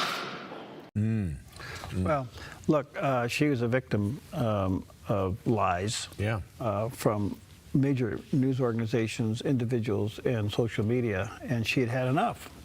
And she stepped out there, about 5.5 minute speech. She defends herself and her reputation and her education. I mean, right on down the line, and said that basically she was saying that my team of lawyers are standing by. So I don't know if this is a warning of knock it off or we're coming at you. It could be either one. But the point being is that she got unbelievable response from all over the world in support of her doing what she did. Yeah, good. Now, she did call for something here. What? We got a new attorney general. Okay, he's temporary, but we got a new attorney general. Bondi's out. And part of the Bondi problem was the Epstein files. And the president all along is saying, release everything. Alan Dershowitz all along, release everything. But they've been all heavily redacted. All right, so the question is now, she's actually saying, let these victims have their day in court. Yeah, right. Put it out there. Let's get this let thing it go. behind Let it go. Let the chips fall where they may. And the problem with it is we know that there's high-powered people, Republicans, Democrats, independents, are going to be named in this thing, and some have already left their positions because they know that they're guilty. Right. Let it fly. So anyway, we'll see what happens. Pretty interesting. In the meantime, there's over 3,000 ships on the outside of the Straits of Hormuz wanting to get in and get filled up with supplies and oil and everything else that comes out of there. And there was a rumor that came out yesterday that Iran was now charging fees to tankers going through the straits. And the president's pretty ticked off about it. He said, if that is the case, they better stop or. Yeah, the tolls. Yeah. And so we don't, isn't it interesting? We've got all this intelligence, okay? We still don't know what is not happening or is happening with the straits. We don't have a clear thing. We got all these ships stuck on the inside. We got all these ships waiting on the outside. We really don't know the situation. They have bombed the island out there a little bit, or the peninsula area. I don't know. And earlier it was stated, could we go in there militarily and open up the strait? Exactly. And I think we're a little confused about this as well, Perry, because we have seen overwhelming force on the United States' part here against Iran, taking out their supreme leader and everything else. And yet this one zone seems to be immune from military intervention here or effects from the United States. So can we militarily address the strait and get this thing opened? Well, according to some people, the answer is yes. Okay. The question is, why aren't we? Yeah. Okay. In the meantime, the president's still ticked off with NATO. The NATO leader, Mark Rutte, met with the president in the White House and Secretary of State, and apparently that meeting was a little heated. And Rutte comes out of the meeting and goes to the press and said he defends NATO's position of not getting involved. Yeah. Okay, so we have some serious problems here. The president is now looking at some kind of punishment to NATO nations. He's thinking about helping countries like Greece, Lithuania, Poland, and Romania by taking troops and military resources out of Germany and Spain and other places. And as you know, that Spain and France has shut down the airspace and even our ability to launch from our own air bases. Right. So something is really bad here. Yeah. I can't help but think the president's going to address this, but he can't take this on while at the same time he's doing the war. But look, he won't forget this. Even the Secretary of State, Marco Rubio, has weighed in on this, mentioning the fact that we can't even use our own bases in these countries. And then he asked the question, why do we even have them there? Well, there you go. There you go. We have them there for obviously protection to help our friends, supposed allies. Where are they now? Yeah. But the other one, it is strategic to have these bases in certain countries around the world. Right. Could we reposition those somewhere else? We'll see what happens. Anyways, those are the top stories on this Friday, Pear Blossom Friday. That's why we're sitting in the middle of the orchard, and Jerry is sneezing a lot. We'll be right back.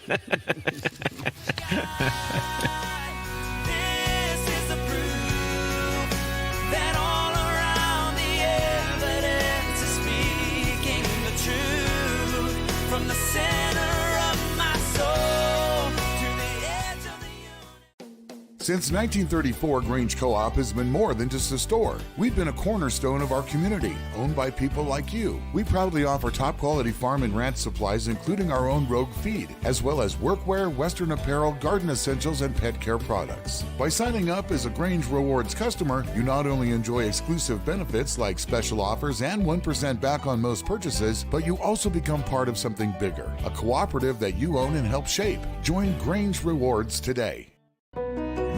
Come fall in love with Northridge Senior Living, where contemporary, sunlit interiors meet old-world elegance. Walk through our lovely hallways and enjoy the fun staff-led activities. Forge lasting friendships with other residents and our exceptional caregivers. Dine in style. Gather near the fireplace under breathtaking chandeliers. Our reasonably priced apartments are spacious with private balconies. Northridge is Christian-owned and operated, pet-friendly, and only 2 blocks from Asante Rogue Regional Medical Center. On-site, in-home care is available. We also offer senior adult daycare, where your loved one can spend the day with us, and the evenings with you. Northridge Senior Living. Your home. Jerry, did you know that we're farmers? Farmers? I knew there was a reason I like overalls. At the Dove, we plant seeds of hope, truth, and the gospel every day. And when those seeds land in the right hearts, lives change. But every harvest needs more hands. That's where you come in. Today, become a farmer with the Dove. Plant a seed, help it grow. Your gift reaches someone who needs hope. Don't wait, join us in this harvest. Let's grow something eternal together. Give today at the Dove. All right, 24 past here. Just a little bit of some backyard news, primarily. As you know, our legislature had this short session. It usually happens on even years. And so we kind of knew this was happening, but Southern Oregon comes away with $22.5 million for special projects. $15 million of that went to Southern Oregon University. I think we reported on that before, that the university had some problems, and President Bailey really inherited a big job over there, and he's been doing a great job trimming things back and getting the school lined out, and he's doing a wonderful job, and this $15 million is needed. These are our tax dollars here, folks, so think about that. Southern Oregon, again, $15 million to the university. The city of Gold Hill will receive $1.5 million for water lines. These are kind of like, grants that come out that you apply for.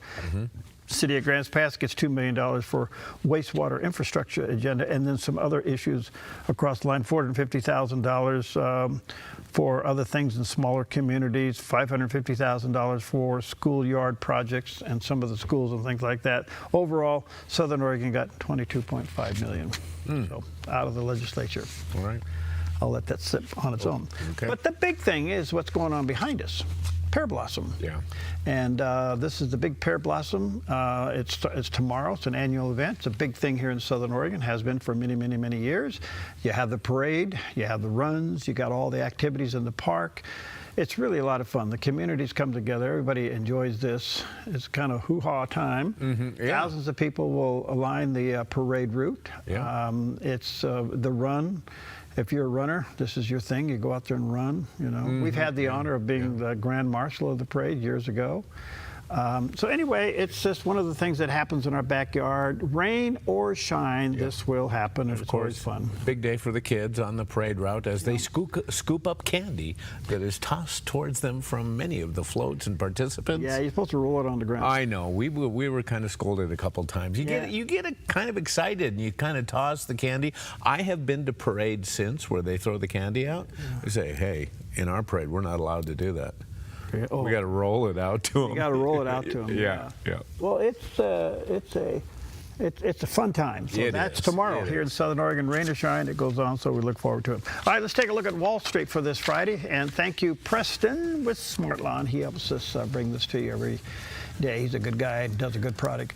The Dow's off 151 this morning, but the Nas went the other way. It's up 91.5, and S&P's up a little over 4 1/3. So kind of a mixed bag to end the rocky week. Excuse me. Gold's at 47. We'll call it $4,800 an ounce. Silver's dropped back a few dollars, $76 an ounce. And crude oil, look at that, 95. Oh boy. That's still very high, but it's down from 110. Makes me want to just run out and fill up. Oh, there you go. Let me know how that works out. Oh, yeah, thanks. Okay. All right. Well, it's interesting as we watch the conflict in the Middle East. There's some things similar to what's going on in Ukraine as well, and we're seeing a lot of drone activity, drone warfare. It's the new warfare. It is. It's a new element, and now we know that we have some talks that are getting ready to start in Pakistan. With that in mind, former U.S. Central Command Deputy Commander Vice Admiral Robert Harward spoke with Fox Business's Stuart Varney about these things. Let's hear what he has to say. Well, I would tell you this is unprecedented in the level of leadership meeting. You've got the Prime Minister, the Foreign Minister from Iran, and the Vice President of the United States. You've never had that level of meetings. But here's what's not clear. Who's in charge? Does the Prime Minister or Foreign Minister really speak for Iran, or are they just surrogates for the IRGC who control the country, and the IRGC is just leveraging them to build time? So it's really not clear who are the decision makers and what's the command structure in Iran to dictate that. So I'm optimistic at the level of meeting, unprecedented, but I'm still remain concerned who is making the decisions in Iran. It's the evolution of warfare, and you're exactly right. As you've watched conflict the last 2 decades, drones have been the defining factor. We used it for ISR in Afghanistan and Iraq. The Ukrainians came in and out-innovated us at more cost-effectively to use kinetic drones to balance the power with Russia. And now you're seeing Iran do that same approach, but mass. Not only affordability of drones, but the mass of drones and kinetic drones to balance power against the United States. And I think it's almost irresponsible that our defense industry hasn't moved with the speed of urgency to adapt and build drone capabilities that's going to change the nature of war. It's obviously blind to anyone watching it, but are we able to keep up with the innovation that our adversaries are? And to date, the answer is no. Whoa. Okay, so let's say the representative of Iran is just a phony person. Okay, yeah. Okay. Yeah. And he goes there and he doesn't make a deal. All right. The consequence is still the same. And if he makes a deal, but the real people in charge don't agree with it and they break the deal, the consequences are the same. Yeah. So it really is a smart move to put him in a box, whether this is the right person or not. Yeah. Yeah. Okay, so it's a win for the United States, one way or the other. So we'll see how this goes. But apparently, in Pakistan, the leader of Pakistan seems to be friendly to the United States, and so we'll see. But here we go again. Oh boy. 2 weeks. Is it reload or reshape? Oh, good question. I don't know. Yeah. All right, we'll take a re-break. We'll be right back.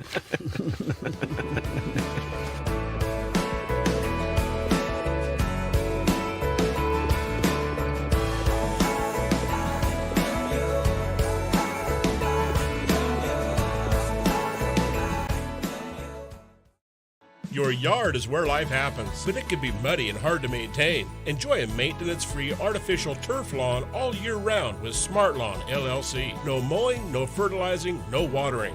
Our synthetic grass is beautiful and resilient. It's certified to be lead-free, and there's no need for pesticides. Safe for your children and pets. Smart Lawn LLC has all your artificial turf and putting green areas covered beautifully. 541-941-3538.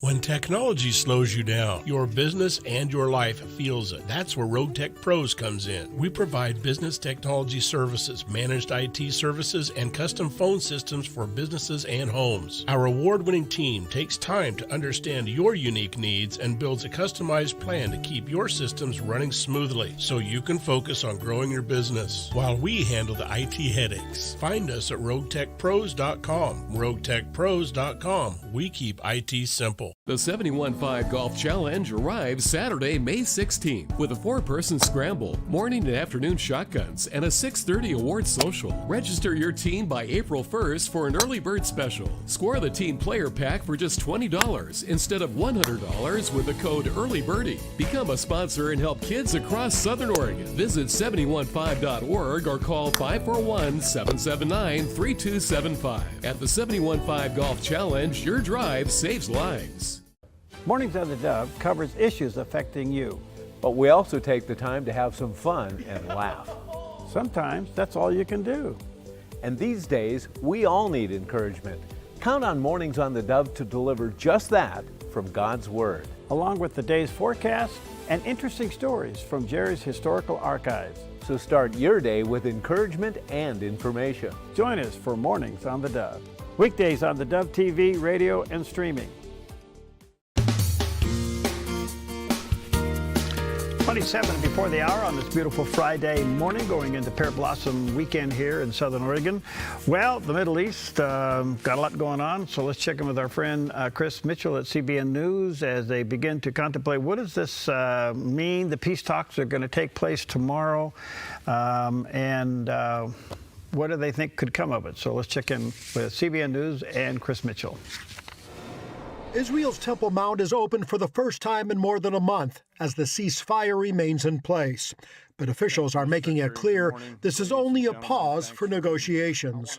The joint force remains ready if ordered or called upon to resume combat operations. The president reinforcing the message on Truth Social, announcing all U.S. military forces will remain in the region until an agreement is reached. Negotiations are now the focus, with the White House confirming talks will center on a new U.S. 15-point proposal, including hard red lines that counters Iran's 10-point plan that includes what it calls its right to enriched uranium. The president's red lines, namely the end of Iranian enrichment in Iran, have not changed. And the idea that President Trump would ever accept an Iranian wish list as a deal is completely absurd. There's also uncertainty over the Strait of Hormuz. Iran says it's still closed due to Israeli attacks on Hezbollah, but the administration says there's an uptick in traffic. The U.S. is demanding the strait remain open without any tolls or restrictions. Vice President J.D. Vance will lead a team to begin negotiations in Pakistan on Saturday. The deal is a ceasefire, a negotiation. That's what we give. And what they give is the straits are going to be reopened. If we don't see that happening, the president is not going to abide by our terms if the Iranians are not abiding by their terms. Trump promises unprecedented force if Iran doesn't comply. But reports indicate Iran has not yet publicly agreed to those terms, even claiming victory over the U.S. on state television. What Iran says publicly or feeds to all of you in the press is much different than what they communicate to the United States, the president, and his team privately. And new reports indicate Iran's current supreme leader, Mojtaba Khamenei, who was injured in the same airstrike that killed his father, Iran's former leader, is unconscious and being treated for a severe condition outside Tehran. While the ceasefire holds, the U.S. and Israel make clear it does not extend to Lebanon. But Iran threatens an end to the truce if Israel continues attacks on Hezbollah. This comes on the heels of what the IDF describes as the largest coordinated strike on Lebanon since the start of the war. I want to convey that we have more goals to complete, and we will achieve them either by agreement or by resuming the fighting, because we're ready to return to combat at any moment required. The finger is on the trigger. Netanyahu says Israel is not surprised by Trump pursuing a peace deal and remains proud to fight shoulder to shoulder with American forces for the first time in history. Our American warriors deserve the credit for this day, but God deserves all the glory. Paul Petit, CBN News, Jerusalem. Before we went on live, this is day 41 of the war, but it's day 2 of the ceasefire. Does that mean we're still at war and it's sort of like a pause? Well, according, to General Kane, he's saying pretty much that, right? Yeah. And that is, the war's still going on. This is doesn't mean peace.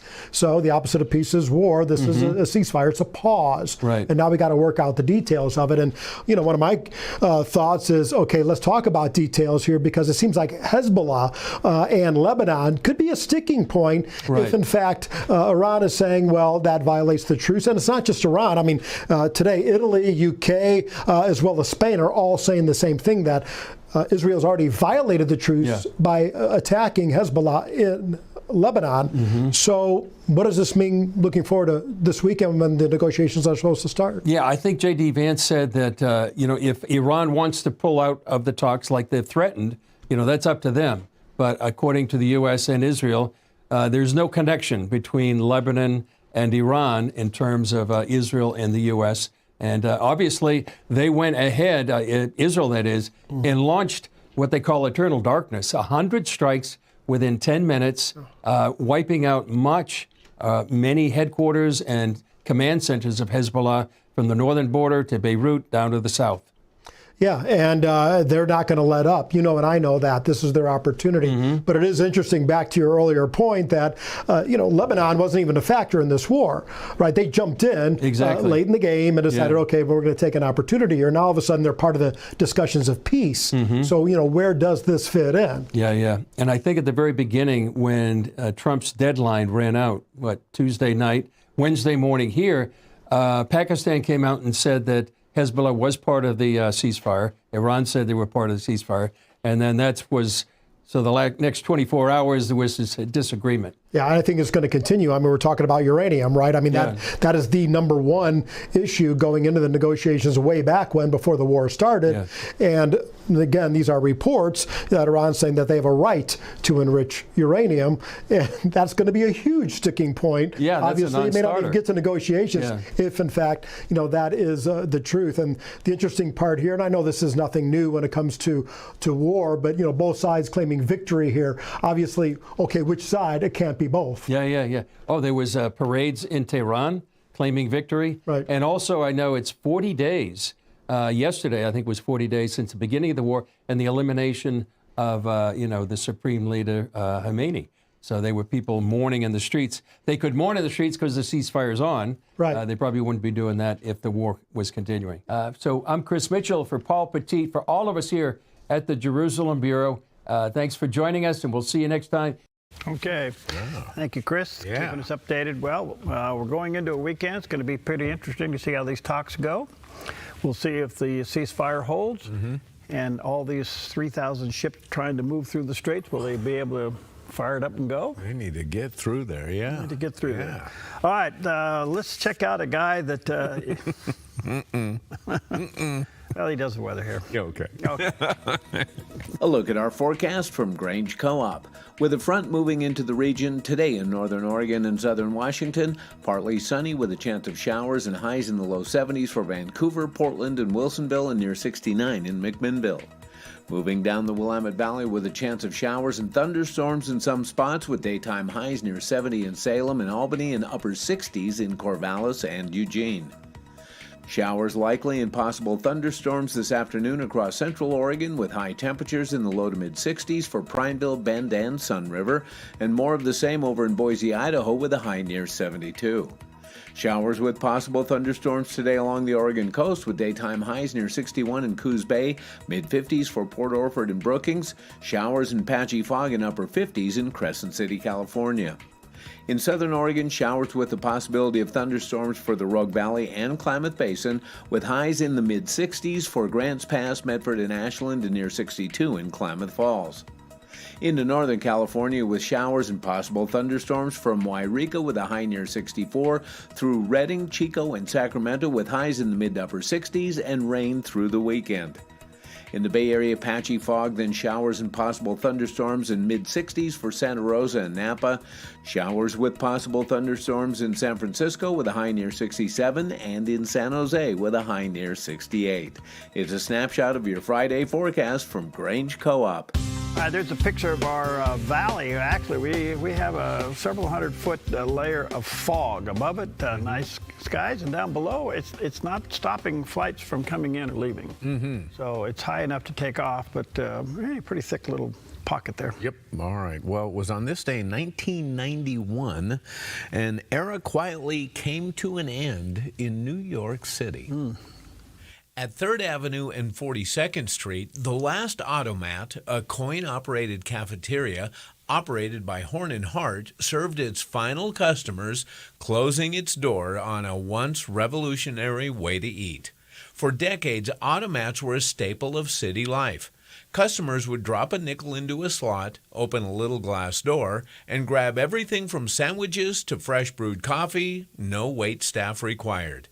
At their peak, these cafeterias fed hundreds of thousands of people a day, becoming a favorite of everyone from busy workers to celebrities.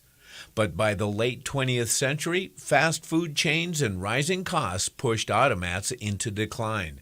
When that final location closed, it wasn't just a restaurant shutting down, it was the end of a uniquely American dining experience. A place where a few coins could open a window to a quick meal and a slice of history. There he is. All right. Well, there you go. So you actually put coins in those little things. Yeah, you got a sandwich? Vending machine cafeteria style. And in fact, you know what? We even had a few of those in our high school cafeteria. They kind of spread, but the whole concept faded away. So I was in a hotel. Where was I? In I can't remember if it was Nashville or Atlanta. And they have, you're in this hotel, and they have these vending machines at the end of the hall for like a Coke. Yes. Yeah. $5. $5? What? I go, you got to be kidding me. Yeah. Oh my word. You just put a $5 bill in there for a can of Coke. Have a nice day. That ain't happening. Yeah, I'd like to own that vending machine. All right. Anyway, Charles Spurgeon, some say he was the greatest preacher ever, and then came Billy Graham. But he was quite a guy. He wrote books. He did a lot of things, and he was the pastor of the Metropolitan Tabernacle in London for years. People came from all over the world to hear him speak. Well, his writings are still speaking to us, and he encourages us not to be afraid. And whatever God starts, he finishes in your life. So here's a little bit of his writings. The Lord stood by him and said, "Be of good cheer, Paul, for as you have testified of me in Jerusalem, so must you bear witness also in Rome." Acts 23, verse 11. Are you a witness for the Lord, and are you just now in danger? Then remember that you are immortal till your work is done. If the Lord has more witness for you to bear, you will live to bear it. Who is he that can break the vessel which the Lord intends to use again? If there is no more work for you to do for your master, it cannot distress you that he is about to take you home and put you where you will be beyond the reach of adversaries. Your witness bearing for Jesus is your chief concern, and you cannot be stopped in it till it is finished. Therefore, be at peace. Cruel slander, wicked misrepresentation, desertion of friends, betrayal by the most trusted one, and whatever else may come, cannot hinder the Lord's purpose concerning you. The Lord stands by you in the night of your sorrow, and he says, "You must bear witness for me. Be calm. Be filled with joy in the Lord." If you do not need this promise just now, you may very soon. Treasure it up. Remember also to pray for missionaries and all persecuted ones, that the Lord would preserve them even to the completion of their life work. There you go. All right, good stuff all the way around. All right, let's take a quick break. When we come back, we're going to talk about Jerry. No, say it ain't so. Oh, we are. Cause the pain that you've been feeling, it can't compare to the joy that's coming.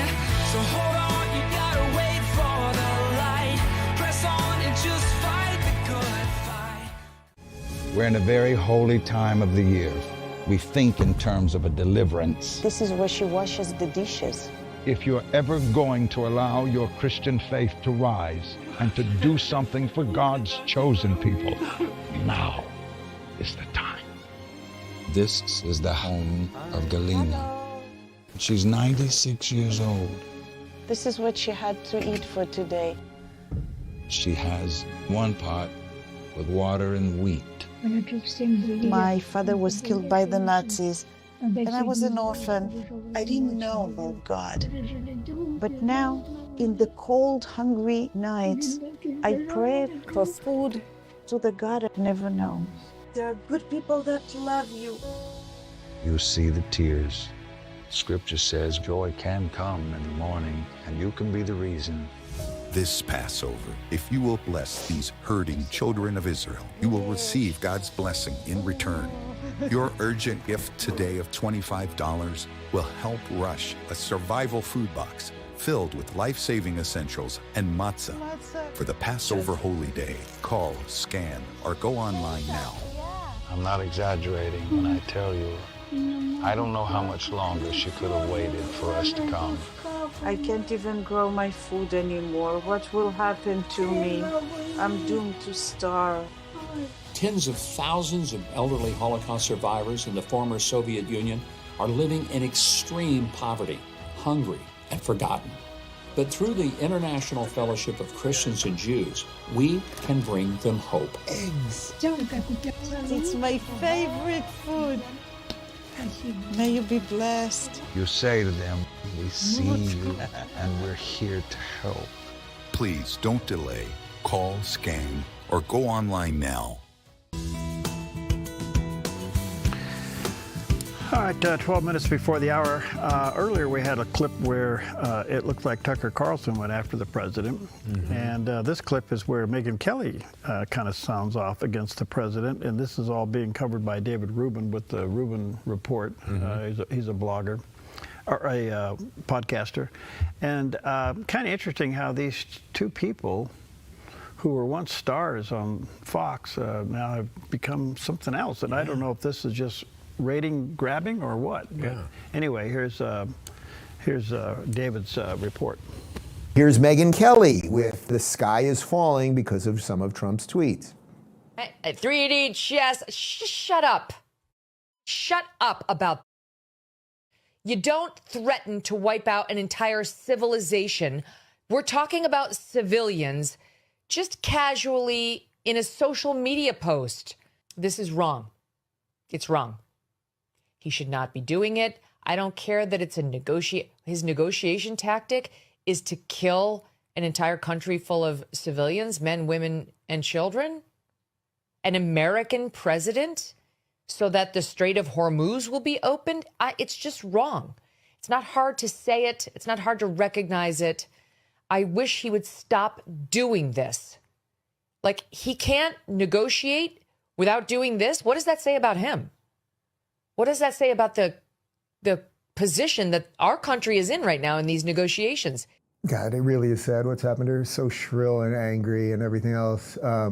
He didn't kill any civilians. He threatened to. That was the negotiating point. Connor, could you put up the Art of the Deal quote again? Could we do this one more time? Because 40 years ago, he wrote this book. I said to the guy, you listen to me. If you do foreclose, I'll personally bring a lawsuit for murder against you and your bank on the grounds that you harassed Mrs. Hill's husband to death. All of a sudden, the bank officer sounded very nervous and said he'd get right back to me. Sometimes it pays to be a little wild. So is there some alternate universe? If we're in a simulation, we're in this universe here, is there some side universe where we would all like the president to speak exactly how we would like him to speak and do all of the things we would like him to do when we would like him to do them and all of those things? I suppose that universe exists, but it's not this universe. So Trump is the guy who has fought the machine more than anyone else. Wow. Well, what do you do with this? I don't know. I don't know why Megyn Kelly and Tucker Carlson First of all, I don't know what's happened to them, and look, they have every right to have their opinion. I'm not. I'm just trying to figure out what happened in their own mind, thinking, and heart that they would transform themselves into this. And secondly, what is to be gained by this? Why do you do this in the middle of a war? First of all, and secondly, are they just looking for ratings? I mean, what's being gained by? And then I also have to say that maybe we're guilty of this too. Why are we covering this? Maybe because we're a little surprised by it. It's controversial. I don't know. Why are we? See? Yeah, I don't know. I mean, what's there to gain by this? Nothing really. It kind of spoils your cinnamon croissant, doesn't it? Yeah. Good point. Okay. Hey, I don't want to change the subject or anything, but I'm reading Please about this. do. You know, we're having this big debate in our country right now about voter ID and such. Yeah. And, you know, some people think it's good and bad and indifferent. Hey, did you realize that in Illinois, the Obama Presidential Center is about to open, you know? They're opening. Oh, yeah. Well, and did you know? Yeah, the bunker, yeah. Did you know that they're actually offering free admission to residents of Illinois to the Obama Library, but there's a catch. Oh, the ID. You have to show that you're a resident of Illinois to get in. And what's that ID? A photo driver's license. You can't make this stuff up. What is going on in the world? I have never seen a building so ugly. Oh, I know. And a concept so flawed. Oh my goodness. It's not important that we prove who we are when we go and exercise our most cherished right in this country, the right to vote, for our representation. But if you want to go to that ex-president's library and you want to get in, you better show your ID. Look, I understand that every president has their library, and rightfully so. I mean, those are a piece of history here. But when you look at this particular one, it looks like a reverse bunker. Instead of being in the ground, it's on top of the ground. A lot of concrete in that thing, isn't it? Yeah, what's that all about? I don't know. That's just bizarre looking. Yeah, I don't know. The whole thing's been controversial from day one, from the amount, how much, the land that was taken, a whole bunch of stuff. But now this ID thing is like, people, does this tell you anything? Well, yeah, the hypocrisy of it. Yeah. All right, well, listen, coming up, Murray Sabrin's going to be with this PhD emeritus, professor of finance. We're going to be talking about the impact of the war on the economy. And gas prices. Yep. Well, you know, I always say that those who are in law enforcement just never quite know what their next call is going to be. Yeah. And a tiny bear cub in New Jersey now has a second chance thanks to some quick-thinking state troopers. On April 1st, troopers from the New Jersey State Police responded to an unusual call along Interstate 78, a lone bear cub spotted in a roadside ditch. When they arrived, they found the small cub sitting alone with no sign of its mother and traffic speeding by just feet away. Safely securing the cub and bringing it back to their station out of harm's way. The rescue, captured on body cam video, is giving people a glimpse of a moment that could have ended very differently. Instead, thanks to a few calm decisions and a lot of care, one tiny traveler is safe and on the road to a better ending. $13.8 billion. Oh, $13.8 billion. Okay, we're talking out of a projected $128 billion. Okay, so while we're rescuing a little bear cub there, in the backseat of a police car, cute little thing. Yeah. You have to find its mom, don't you? No, the mom's. They think the mom had an accident. Oh. And the bear cub is going to be adopted by another mom. Oh, good. Yeah. It's going to be a good deal. So good. Yeah. All right, so the reason I brought that up is that I was reading a story yesterday about Californians complaining about the cost of Artemis. Artemis. Oh, Artemis. Going to the moon and back. Right. They said it was about $1 billion. I see where you're going. This is great. Okay. Yes. So we spent $1 billion to go to the moon to check things out because we want to land up there. And We're come gonna, back. yeah, we got business up there. $13.8 billion on a high-speed rail that goes nowhere in California. And Californians are complaining about Artemis. Right. And but they want to go to the beach tomorrow or tonight. And watch it. Yeah. I hear they're going to be lining the beach outside around San Diego. Yeah, it lands about 5 o'clock our time. All right. All right, Psalm 34, verse 8. Oh, taste and see that the Lord is good, because blessed is the person who takes refuge in him. Yahoo! Let's go down, down, down to the river. Since 1934, Grange Co-op has been more than just a store. We've been a cornerstone of our community, owned by people like you. We proudly offer top-quality farm and ranch supplies, including our own Rogue feed, as well as workwear, Western apparel, garden essentials, and pet care products. By signing up as a Grange Rewards customer, you not only enjoy exclusive benefits like special offers and 1% back on most purchases, but you also become part of something bigger, a cooperative that you own and help shape. Join Grange Rewards today. Applegate River Golf and RV Resort, a pristine 9-hole course alongside the Applegate River. Their clubhouse offers a golf simulator experience. The RV Resort is adjacent to the golf course with convenient pull-through parking. Applegate River Golf and RV Resort. Information at applegaterv.com.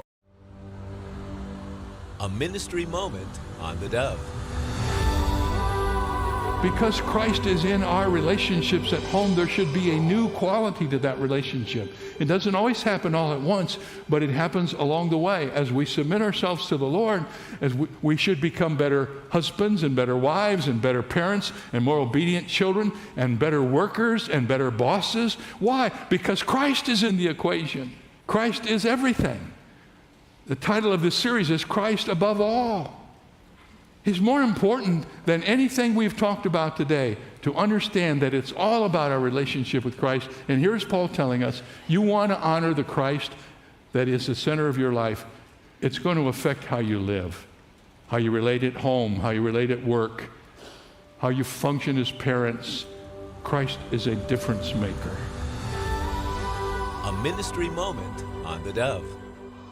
Over time, every wall tells a story, but sometimes those stories need a fresh start. At Chris Silva Painting, we specialize in transforming indoor spaces, whether it's your family home or your business workspace. With premium paints, flexible scheduling, and expert attention to detail, we make the process simple and stress-free so you can focus on what matters most, living and working in a space you love. From bold new colors to subtle tones of sophistication, let Chris Silva Painting bring your vision to life, one wall at a time. Chris and his crew are courteous. They're efficient, organized, timely, and clean. Chris Silva Painting also offers military discounts. At Chris Silva Painting, our mission statement is to bring Christ's heart and principles to our customers and our job sites. We do that with honesty, integrity, and hard work. We don't cut corners, we paint them. CCB number 176097. Chris Silva Painting, 541-890-3960. 541-890-3960.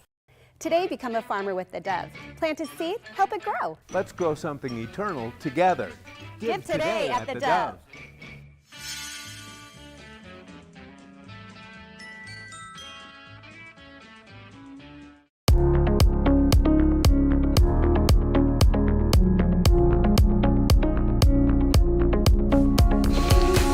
Well, welcome to Focus Today. I'm your host, Perry Atkinson, and always an honor when we have time to sit down with Professor Murray Sabrin. He's Professor Emeritus there with of Finance at Ramapo College in New Jersey. He's also the author of several books, and his own autobiography is really fascinating, From Immigrant to Public Intellectual, An American Story. There's a picture of the cover of that book.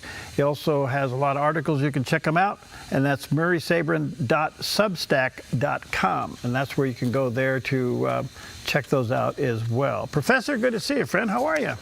Oh, gosh. Great to be with you, Perry. It's another beautiful day in the Southwest Florida. Good for you.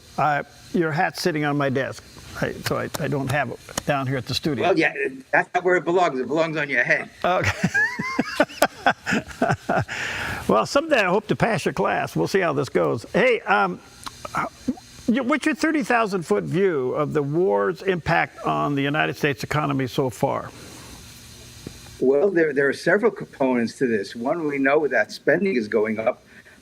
Trump is requesting another $200 billion or so for the war, which means all that money has to be borrowed because we're running at a $2 trillion deficit. So every extra dollar that the federal government spends, whether it's on wars or foreign policy or domestic programs, that money has to be borrowed, which means that the debt increases, which means the interest on the debt increases. And the latest data that I've seen is the federal government is spending $88 billion a month on interest on the national debt. This is clearly unsustainable. It's going to get worse. And we'll just have to see how this plays out, because every time countries have gone to war, we've gotten greater inflation. We had this during Vietnam. We had this during the first Gulf War, obviously during World War II. But FDR put price controls, wage and price controls on, so that dampened the impact of inflation on the American people. But war and inflation are two sides of the same coin. Big government. You argue that inflation is a form of a tax. Explain that. Well, clearly, in a free market economy, and this is the thing that most economists don't realize, and the public doesn't have a good grasp of this either. In a free market economy, Perry, prices slowly go down, which is what happened in the American economy after the Civil War. As productivity increased, as there was a greater output of goods and services, prices went down. When we had a stable monetary system, this is before the creation of the Federal Reserve in 1913.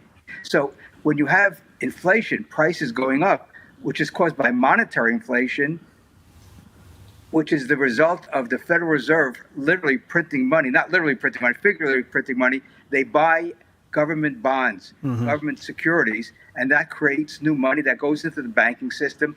The banks make loans. People take those loans, corporations, individuals, and bid up the price of goods and services that they want, because they've got new money to deal with at lower interest rates. Because when the banks have more money, how do they make it? What's the incentive for people to borrow? Lower interest rates. And so this is an example of manipulation of the financial system by the Federal Reserve and the banks, and it causes price inflation, which is an unlegislated tax. Economists have realized this for decades, but they don't do anything about it. That's the sad irony here. They know what the problem is, but they just ignore the solution. When do you think we'll see the inflation from this war? Oh, it's already here. Today, the Consumer Price Index came out. It showed that prices last month went up by 0.9% for the month, almost 1% for the month, mainly driven by energy prices. That will hopefully come down in the months ahead, but we don't know what's going to happen to other prices as we go forward. The Fed is stuck between a rock and a hard place, because it thinks it can micromanage the economy with interest rates and printing money, but that doesn't work out in the long run. What we need to do is get the Fed from stopping from printing money, manipulating interest rates, and that's the message I've been sounding out for 50 years, since the 1970s, when I was doing my research on inflation for my dissertation, and I realized how monetary policy affects prices and production. And right now, obviously, the military contractors are doing very well. Other companies are doing very well because they supply the military contractors, but the average person on Main Street is not getting any economic benefit. In fact, their living standards are going down because they're having to pay high prices. If you have a large SUV or a pickup truck and you drive 30, 50, 100 miles a day, your cash flow is really being impacted by all these high energy prices. And of course, utility prices are going up as the demand for data centers around the country increase. But that'll be resolved at the local level as the community starts saying to the data centers, generate your own electricity rather than using the power grid that's already in place for consumers and residential and small businesses. So again, the government cannot manage the economy. If there's one lesson of the failure of the Soviet Union, Perry, it's that government intervention in the economy does not work. We need a hands-off policy. That doesn't mean businesses can do anything they want. They have to follow basic rules, which is no fraud, no adulteration of the products that they sell. And instead, the government tries to micromanage every sector of the economy, especially healthcare, which is a total mess because we're spending $5 trillion and people are getting sicker. Yeah, I want to come to that later. But one more thought on this, Professor, and that is war produces inflation. We're starting to see that occur here. And yet we're going to get a new Fed chair coming up at the end of May who wants to lower interest rate. Will he be able to do that as a result of the war? That's pouring gasoline onto the fire. What the Fed should do is stand pat, not buy any more government bonds or short-term securities or mortgage-backed bonds, and just allow the financial system to do what it does best: allocate credit to credit-worthy borrowers, and let the market do what it does best: bring buyers and sellers together.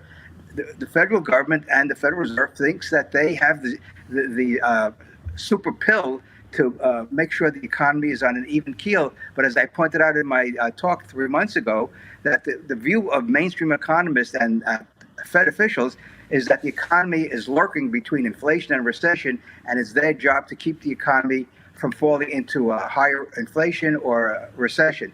My point of view, free market economist, is that leave the economy alone. Men and women entrepreneurs do what they do best, better than the Fed officials, the Fed economists, and the president or whoever is in the White House and the Congress. A free market economy doesn't need helping hands from the government. That's the lesson of hundreds and hundreds of years of economic activity around the world. Good stuff. All right, I want to switch your attention over to gas prices. It's always been a mystery to me, but follow me here and don't throw me under the bus if I don't get this right. It's been said that roughly 9% of America's oil comes from the Straits, but 20% of the world's oil comes from out of there. But in the meantime, our prices have skyrocketed. We haven't taken any oil out, and we haven't received any oil from. And yet we are saying, come to the Americas and buy our oil because we got plenty to sell, but our prices are up. What's wrong with this picture?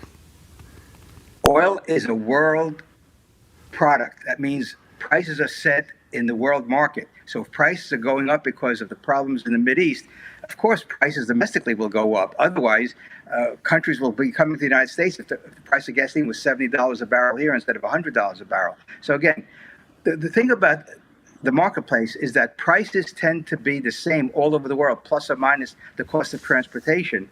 And that's why in some places the price of oil is a lot higher because of the cost of transport.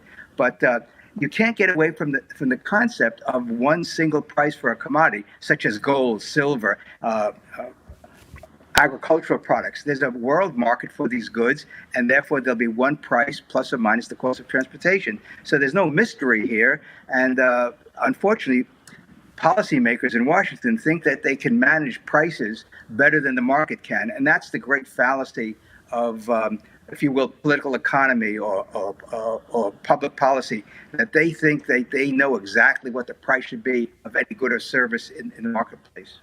All right, so I guess my question is, if we're not dependent upon Middle East oil, and we have it, why are our prices going up? Well, prices are going up because it's very simple. The price in the Mideast has gone up. Therefore, our prices will go up because but we're not buying. We're not buying that oil. We're supposedly using the oil that we have here in the United States. We're taking oil out of our ground.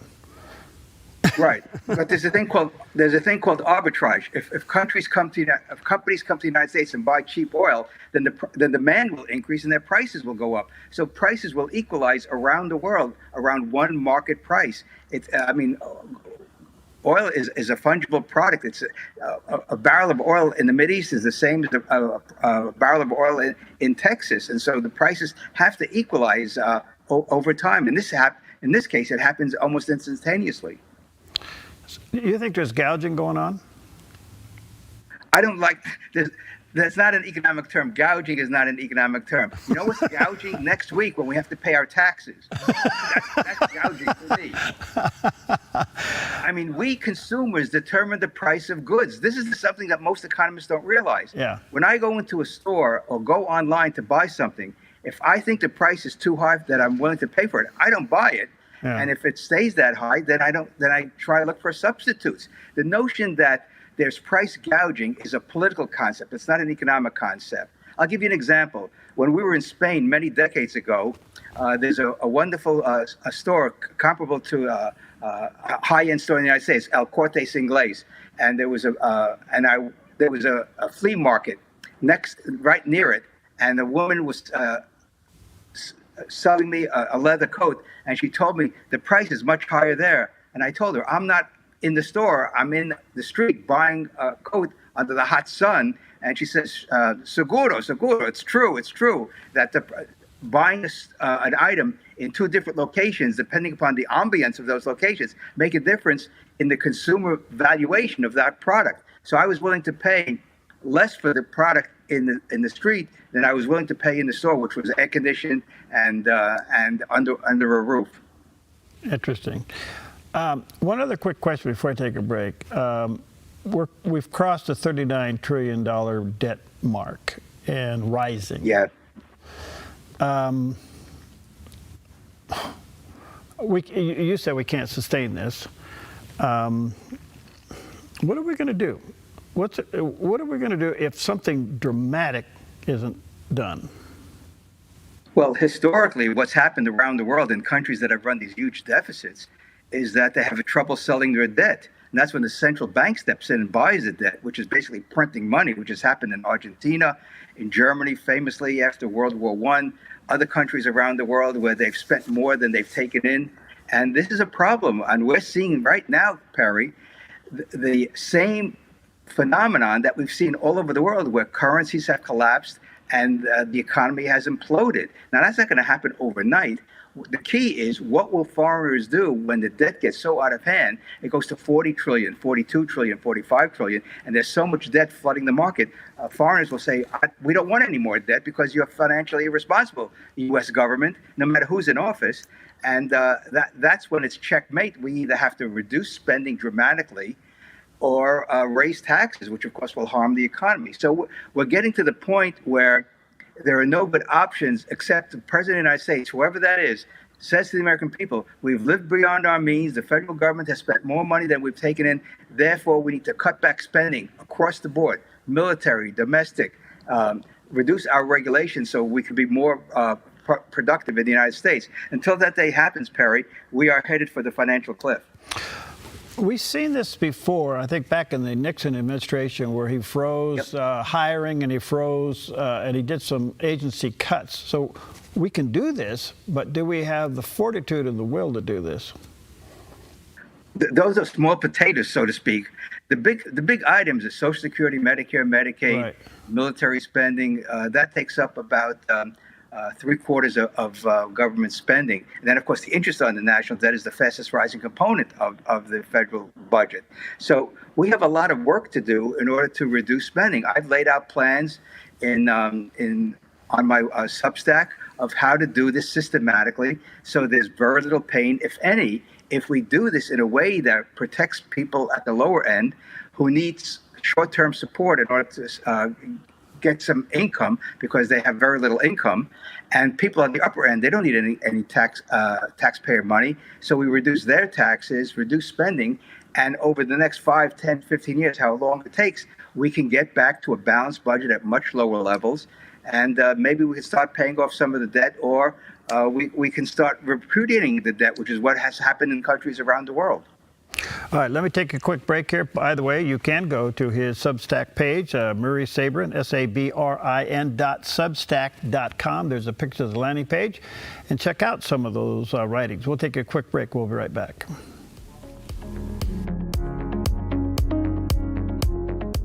When technology slows you down, your business and your life feels it. That's where Rogue Tech Pros comes in. We provide business technology services, managed IT services, and custom phone systems for businesses and homes. Our award-winning team takes time to understand your unique needs and builds a customized plan to keep your systems running smoothly so you can focus on growing your business while we handle the IT headaches. Find us at roguetechpros.com. roguetechpros.com. We keep IT simple.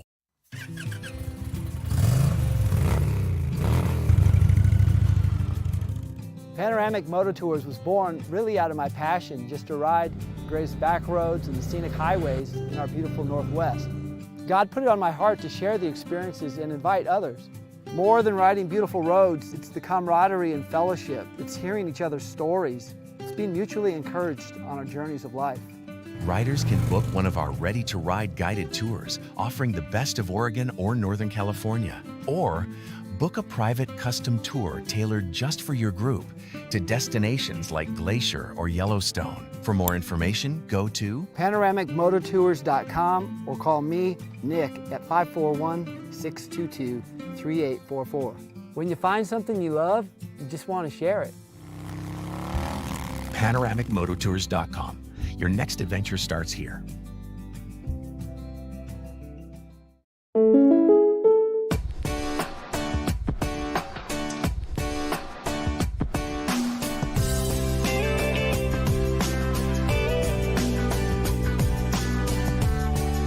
Combining your home and auto insurance could save you time and money. And who doesn't like that? Want surprisingly great rates on auto, home, and life? Now's the time to call State Farm agent Rory Wold in Medford. Like a good neighbor, State Farm is there.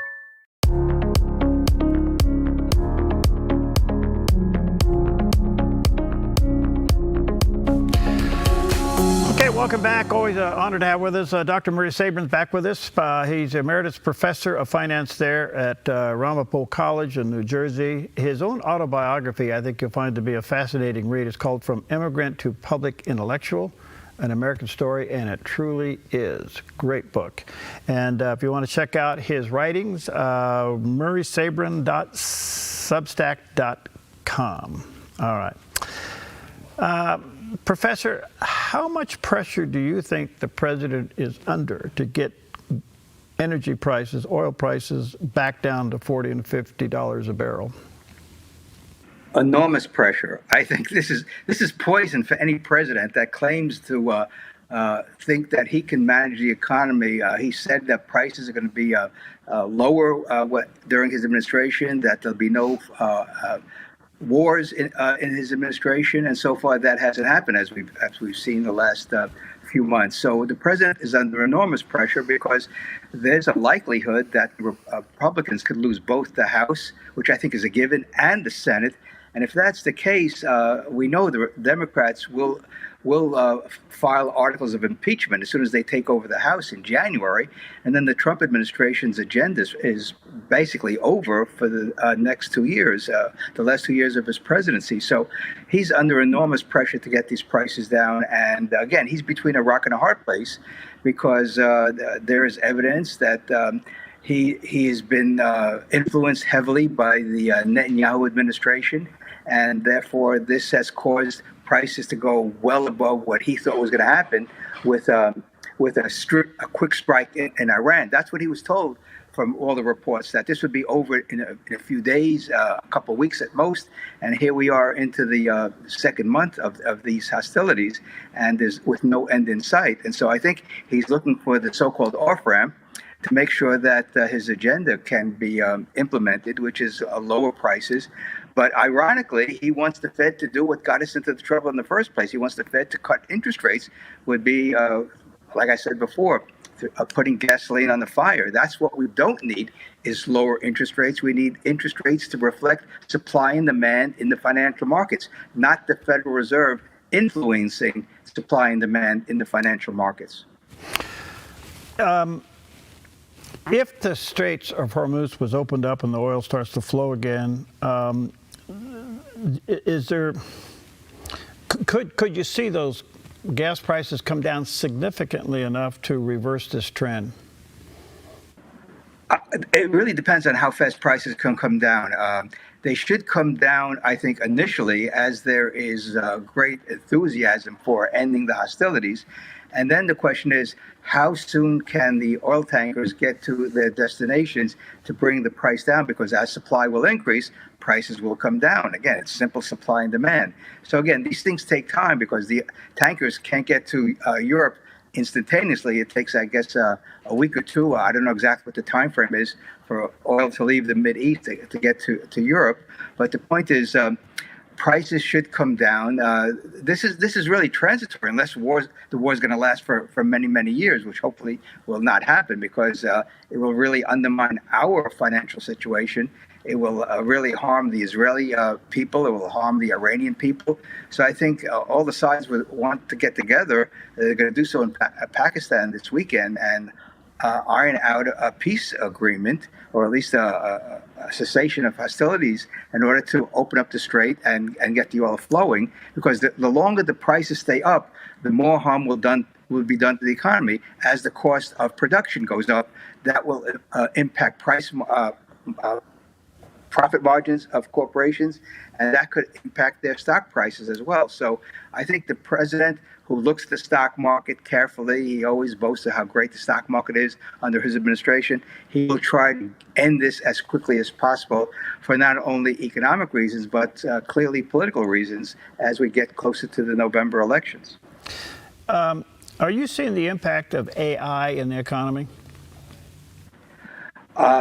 AI is a wonderful tool because you can get information at your fingertips that it would take you days, sometimes weeks to gather. And from what I read, people are starting to write books using AI, which is really a remarkable phenomenon. I guess you put in the parameters of what you want, and then it culls the internet to see exactly what information can be gathered to write your book. So I don't know all the ins and outs of AI. We know we have Alexa, and we ask Alexa, we ask Siri questions, and it's just a remarkable tool that you can get information that us old guys had to spend so much time in the library getting, going to the archives and use microfilm to get information. Now everything is at our fingertips. So we're in an amazing new world where information is literally at our fingertips, of books and articles that would be hard to access. And now it's instantaneous. Information is like gold. Information is gold to business, because the more and better information you have, the more and better you can serve consumers. And that's what an economy is all about, serving consumers at the best possible way, which means lower prices. What about AI's impact on the labor market, job replacement? That I think the jury is still out, because the jobs are always destroyed when there's new technology. Mm-hmm. Look back at the history of the American Revolution. I mean, it's always been that way, and it will always be that way. So the question is, there will be new industries popping up, new sectors popping up that will support AI. There are businesses that we can't even contemplate today that will come in fruition in the next decade, in the following decade, and at the end of this century. So again, prognosticating the impact of a new technology on the total economy, all we know is, in the past, it has been a great boon to the economy. If the global demand on the U.S. Treasury continues to weaken, are we heading for a bond market crisis? That I think is sort of baked into the cards right now, baked into the cake, if you will, because how much supply will come to the market and how much demand there will be, because a lot of demand comes from overseas. And one way Russia, China, and other countries can have an impact on the U.S. economy is if they don't buy U.S. bonds, or even our friendly countries like South Korea, Japan, the European countries say, we don't want so many U.S. government bonds. And that's why central banks have been buying gold as being part of their monetary reserves. And I think we'll see this evolve. There have been people who've been talking about the death of the petrodollar system, which has been the linchpin for the global economy, where oil has been priced in dollars. Now oil is priced to some degree in yuan, the Chinese currency, and maybe some euros. And we'll see how this plays out. But I think the days of dollar hegemony is over. And I think people around the world have said, can we trust the U.S. government to maintain a stable dollar? Can we trust the U.S. government to be financially responsible? And if the answer is no, then there will be repercussions for us and the world economy. So, you know what's kind of missing off the headlines these days is the subject of tariffs. As you know, the Supreme Court ruled, and the president kind of reshuffled the deck and is distributing it another way. But overall, it doesn't seem to be part of the equation. What do you think's happening there? Well, I think that's one thing. The Trump administration may be relieved that tariffs and the war could be a very brutal mix for the American people. A tariff, we talked about inflation being a hidden tax. A tariff is an overtax. Someone's got to pay it. It's either the producer or the consumer or a combination thereof. So again, I've been writing about free trade. We have free trade in the United States, Perry. I can buy things from Oregon. People from Oregon can buy things in Florida. There's no tariff. There is companies now have to charge sales tax. The Supreme Court ruled about that years ago, that companies can charge sales tax even though their customers are out of state. So that's not a big deal. But imagine if we had 10, 20, 30% tariffs on goods coming across the borders in the United States. We'd have chaos in the United States, and we'd lower our standard of living. So a tariff is nothing more than an international tax, if you will, for domestic consumers and domestic producers. So again, if we really believe in the principles of the 250th anniversary of the Declaration of Independence, of life, liberty, and the pursuit of happiness, we should call for the abolition of most taxes, most government spending, most regulation, which undermine a free market economy, and let the economy do what it does best, get goods and services to the American people. Professor, always a joy to have you. Let me say to our viewers and listeners, check out his website, murraysabrin.substack.com. Order one of his hats, MAFI, Make America Financially Independent. There it is. And one last thing, Perry. My new podcast just went online yesterday on my YouTube channel, Health, Wealth, and the Pursuit of Happiness. Congratulations. That's wonderful. Thank you so much. All right. Good to see you, Professor. Take care, friend. Good to see you. Thank you.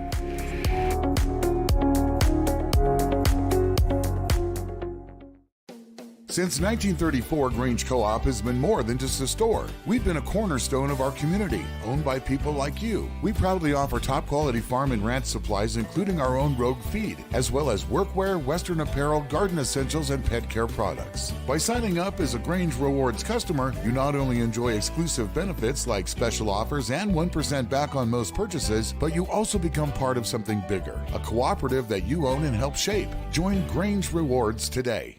Applegate River Golf and RV Resort, a pristine 9-hole course alongside the Applegate River. Their clubhouse offers a golf simulator experience. The RV Resort is adjacent to the golf course with convenient pull-through parking. Applegate River Golf and RV Resort. Information at applegaterv.com. Buying or selling a home can be stressful. It's one of the biggest decisions you'll make in your lifetime. That's why it's important to work with someone you trust, someone who has the right experience and knowledge of the market. Hi, we're Patrick and Paulina Lizer with Lizer Real Estate Group. And whether you're looking to buy or sell a home, our mission is to take the stress out of the transaction and make it as seamless and rewarding as possible. Contact us today. We look forward to working with you. Jerry, did you know that we're farmers? Farmers? I knew there was a reason I like overalls. At the Dove, we plant seeds of hope, truth, and the gospel every day. And when those seeds land in the right hearts, lives change. But every harvest needs more hands. That's where you come in. Today, become a farmer with the Dove. Plant a seed, help it grow. Your gift reaches someone who needs hope. Don't wait, join us in this harvest. Let's grow something eternal together. Give today at the Dove. Your property demands equipment with more reliability, durability, and versatility built in. Kubota equipment is ready to get the job done right.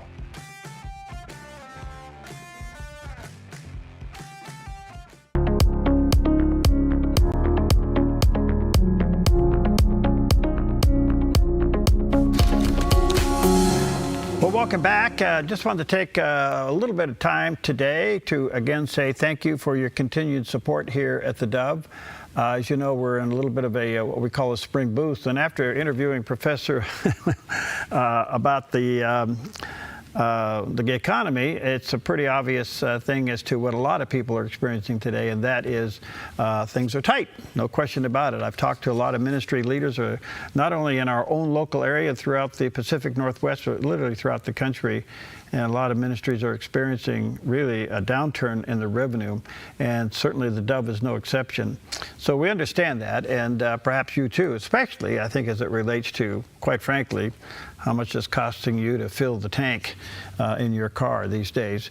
So I just want to say a lot of you are responding, and I want to say thank you. You're helping us a lot to get back on track. The 2 months really have impacted our revenue situation here at the Dove. In fact, it's been somewhat remarkable, and I don't say that lightly. It just went real fast. It just kind of slowed down real fast. And so a lot of you respond, you've called, you come by, you've sent in, and I just want to say thank you. And prayerfully ask that you think about supporting the Dove. As you always know, as I say, don't take from your church. The Dove is not here to replace the church. The Dove is here to support what your pastor is telling you every day or every week or every Sunday. And we also feel that part of our mission is to help other ministries to get their word out. So if you're involved in a church, you should support that first. If you're involved in a ministry outside of your church or within your church, you certainly should support that. We're asking that if the Lord leads you to help us, please do so. About 84%, that's been pretty consistent over the last several years, of the Dove's revenue comes from viewers and listeners just like you. And bottom line is, if you didn't support us, we wouldn't be here. And that's not a pressure point, it's just a reality. So, but anyway, pray about it. We certainly need to help. We found ourselves all of a sudden overnight in a situation that we haven't experienced in years. But when you look across the landscape, a lot of people are experiencing this as well. We pray that this war does get over. We pray that peace would come to the situation, and that innocent people would have a chance to live their lives and be free. But if the Lord's leading you to support the Dove, you can call anytime, 541-776-5368. We're calling it Become a Farmer. So when you support the Dove, you're planting seeds through the Dove, and you're also watering those seeds through the Dove, and you're helping them grow. And so like, become a farmer with us. So you can call anytime at 541-776-5368. And you can go online at theDove.us. Be patient with our website. It's under construction, but you can go online at theDove.us. And pray about a special gift to the Dove today. We've had to postpone a lot of things. We've had to stop a lot of things. We just had to slow a lot of things down. We're not alone in this. A lot of other people had to do the same thing too. So in supporting the Dove has to be something that the Lord leads you to do, and only do what the Lord leads you to do. So thank you for believing in what we do. Hopefully the Dove is a blessing in your life one way or the other, whether it's through the radio, the television, through the website, through the digital platforms, whatever, through the devotional. And thank you for prayerfully considering supporting the Dove today. So again, you can call 541-776-5368, or you can go online at theDove.us. All right, we'll take a quick break. We'll be right back.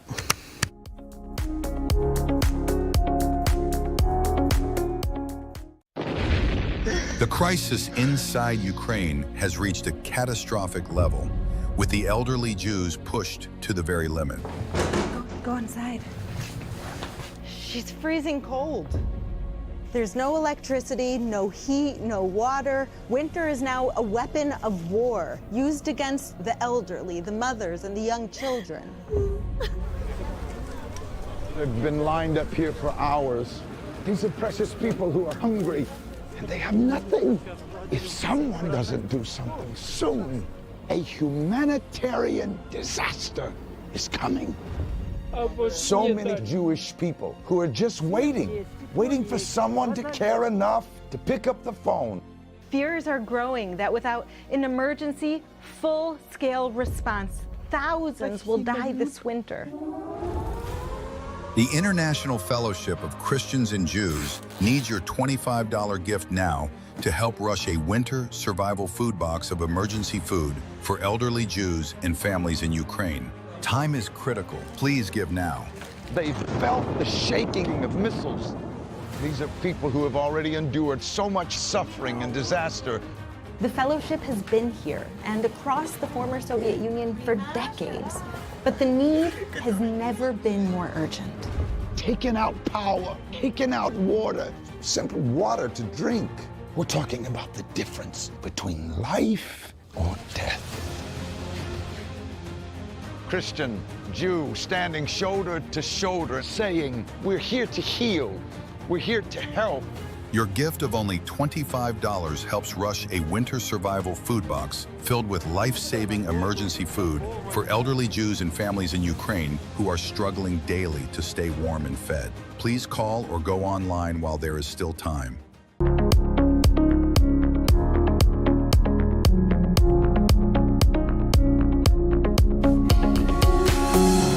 Well, welcome back. As many of you know through the years, aviation is a big part of my life personally. In fact, I got into broadcasting through flying airplanes. And so I've been looking forward to our special guest today. Bruce Wolfe is with us. He's the founder and the executive director of Brigade Air Incorporated. He's also the author of Finding Hope, Navigating an Obscure Path, Learning to Trust God When You Can Barely Understand Him. He's the son of missionaries to Africa, and after college he left working in the industry and went back to school, and then served as a missionary pilot for 6 years in the Southwest U.S. and Mexico. He established what they call Brigade Air Youth Aviation Camp programs in 2000, and former campers now serve many places around the globe. He does have a website, brigadeair.org, and there's a picture of that landing page. Bruce, good to see you. How are you? Hey, Perry. It's so good to see you. Thanks for having me. Good. Where are you? Oh, just outside of Raleigh, North Carolina. Okay, good. Let's start with Brigade Air. What is that? What do you do?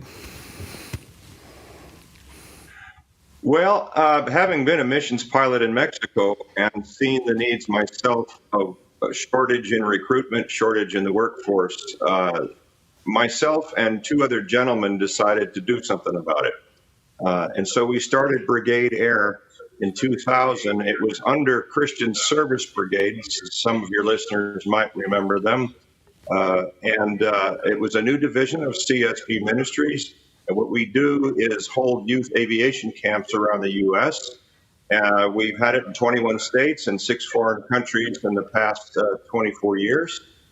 And we introduce kids through a hands-on approach. They actually fly with a pilot every day. They see video material. They do ground school. And through that, they get a full week of exposure to what this ministry would look like should the Lord lead them into that area. That is wonderful. And a lot of them go on to become missionary pilots? Well, I don't know about a lot of them, but, one pilot and plane strategically placed in a third world situation where there are no roads becomes the IT, the communications, and the transport for any ministry that's going on in that area. So the airplane is critical. We've had quite a few kids. Yes, couldn't tell you exactly how many, but we've had, just about 4,000 campers. And that's only 12 at a time. So the camp have a very low ratio from pilots and instructors to campers for safety. And we've done that now, as I said, for 20 some odd years, and safety record, never had an accident or an injury. Good for you. What are you flying?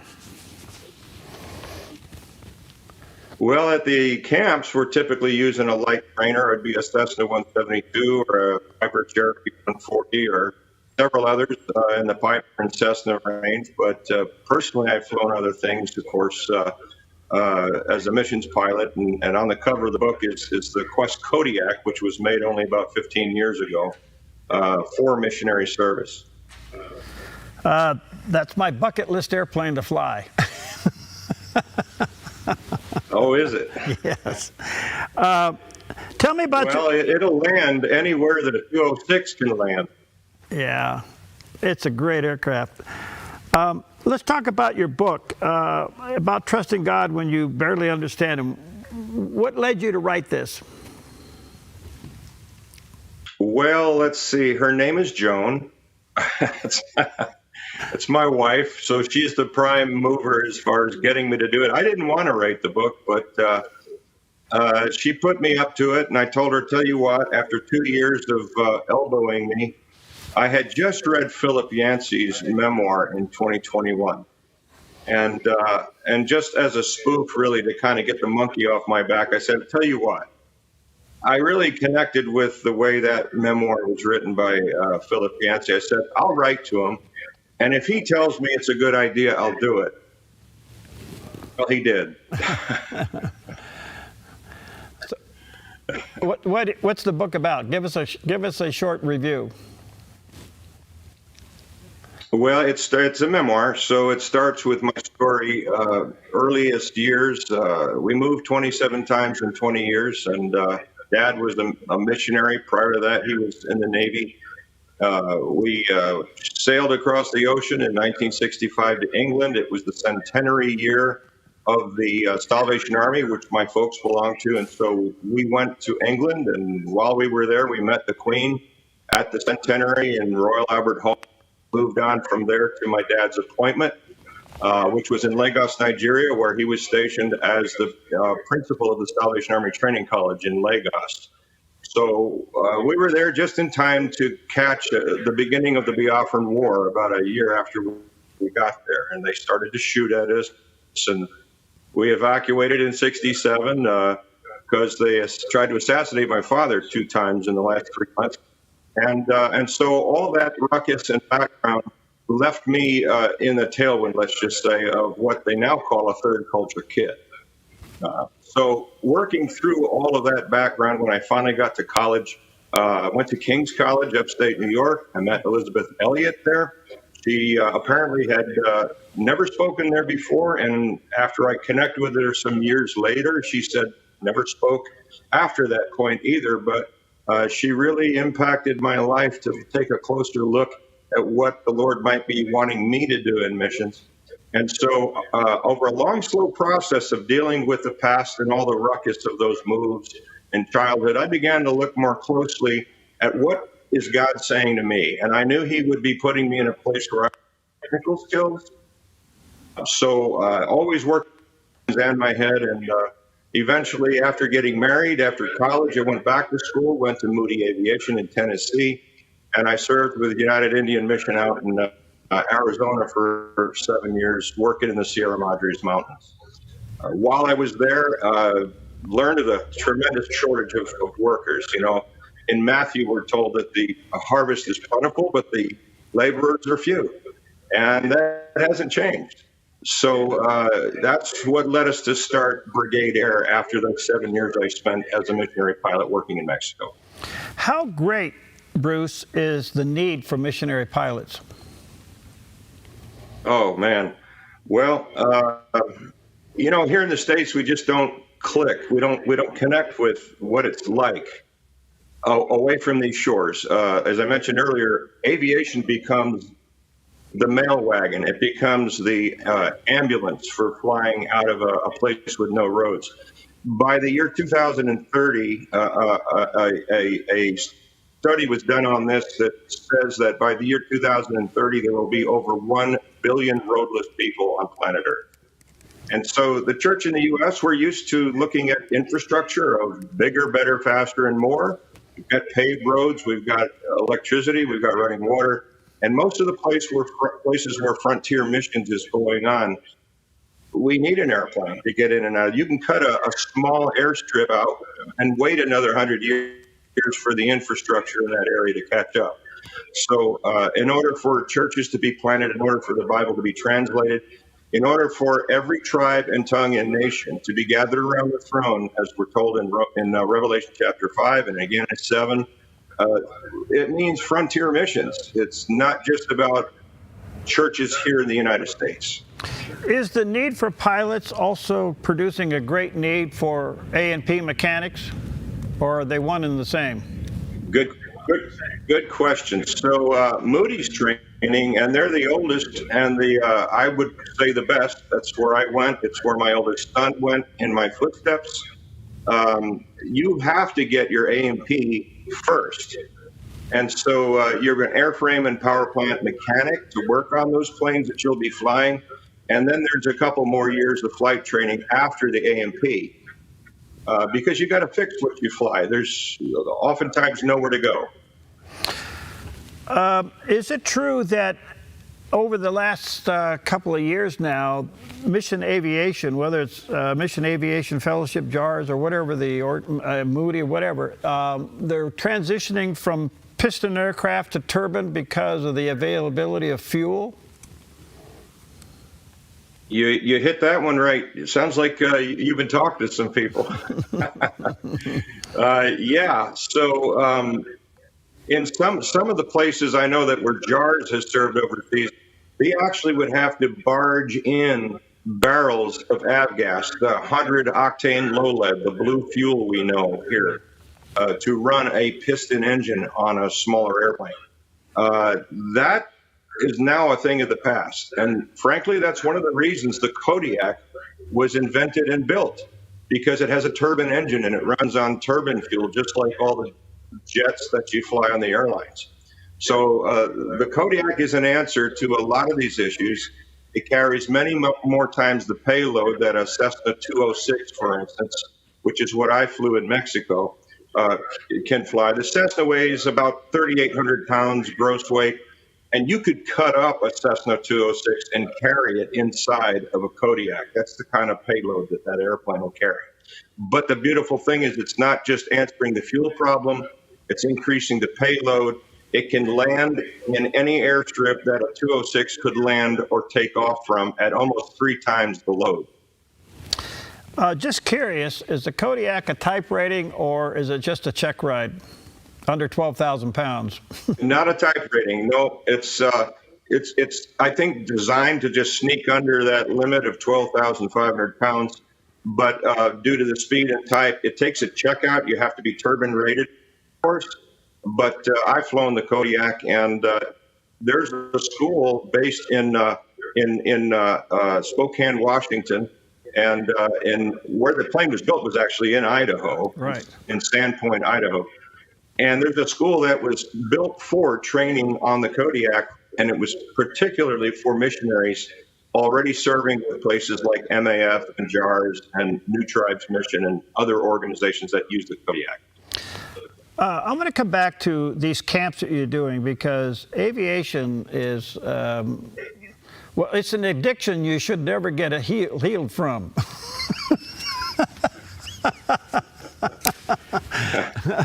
What happens to these young people when they come to your camps? Well, we hope they'll get bit by the bug. So, honestly, missions aviation is still, even today, the best kept secret in the church. Ed Robinson, who was the director at Moody, who was one of the founders of Brigade Air back in 2000, told me in that year, he said, Bruce, just keep telling the story. He found, as the director of Moody, when he was traveling and speaking, that most places still didn't know this existed. And now we're 25 years later, and it hasn't changed much. Mission organizations are usually tending to needs that, let's say, till they feel the flames on the tip of their nose, because we can't afford to do the 5 and 10 year marketing the way larger organizations can, most of us. So, it's just that it's a tough haul to get the message out and to educate the church that this is a vitally needed part of taking the gospel to places where it hasn't been. And that is our mandate. That's all of our mandate. Is Brigade Air a flight school? No, it is not. We offered introductory and familiarization flights to young people. I am a certified flight instructor, as are most of our volunteer pilots. But because we're not filling out logbooks towards certificates or ratings at the Brigade Air program, no, they are familiarization flights, much similar to what you would do with Young Eagles or with the Experimental Aircraft Association, if you're familiar with them, up in Oshkosh, Wisconsin. So we introduce kids and let them get hands-on, stick time, but they're never the pilot in command of that airplane. So again, it's meant to be an introductory program to introduce and inspire and challenge young people. And it's been working. Is Moody still the premier school for aviation Mission Aviation? In my opinion, absolutely yes. There are other schools, Laterno University, Liberty University, and a dozen or others or so that offer a different way to do it, and it involves a university campus. Therefore, the cost of the training is higher. Moody has been doing it the longest, since 1946, and in my opinion, the best, because it has ever and always been specifically aimed at doing this type of flying in compromised places around the U.S. You don't have weather reporting. You normally don't have paved runways, and they're hand-built runways. And so there's a lot of peculiarities to this type of flying that other flight schools don't deal with. They don't prepare you for that kind of what we call flying on the backside of the power curve, if you're familiar with that. We won't talk about that, but I'm very familiar with that. So let me ask you. So back to Moody. There's a story there somewhere. Well, there's a lot of them, but I won't tell you what they are. You won't tell me yours either. So, but let me ask you this: did I hear you say that Moody's program requires A&P and then into flight school? No, it includes A&P. Okay. So when you're accepted into Moody Aviation, it includes the A&P training first and flight training second.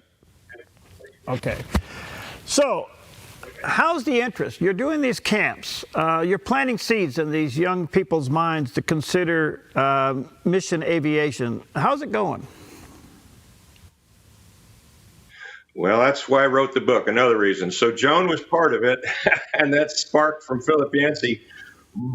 But starting where I started, there's another element to the story, which was if God could use a guy like me, he could use anybody. Mm-hmm. Scripture is filled with stories with people who start from brokenness and disadvantage, and yet if you patiently follow, trust, and obey that Psalm 119, 105, that dim little flame on a lamp, a lamp unto my feet, a light unto my path. He does lead you where he wants you if you'll trust him. And so the book ends up with how Brigade Air was birthed and how we are now. I'm not actively running camps any longer. I'll be 67 this year, and the FAA does have something to say about your age when you're flying, at least for the airlines. So the reason those guys are too old to do certain things is the same reason I'm getting too old to do them, I'm finding out.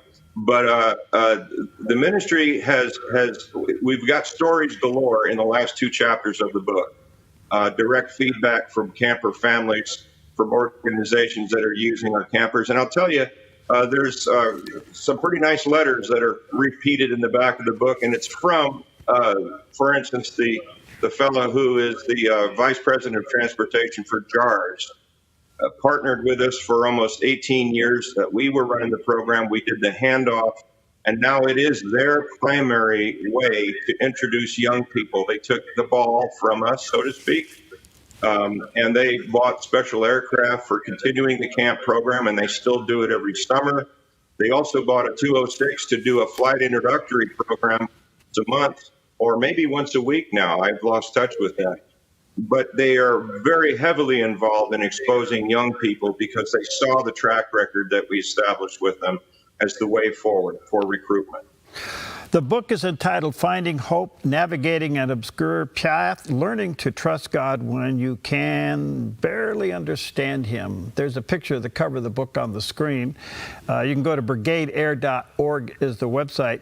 Bruce, what do you say to somebody that seems to be stuck or uncertain about their direction right now?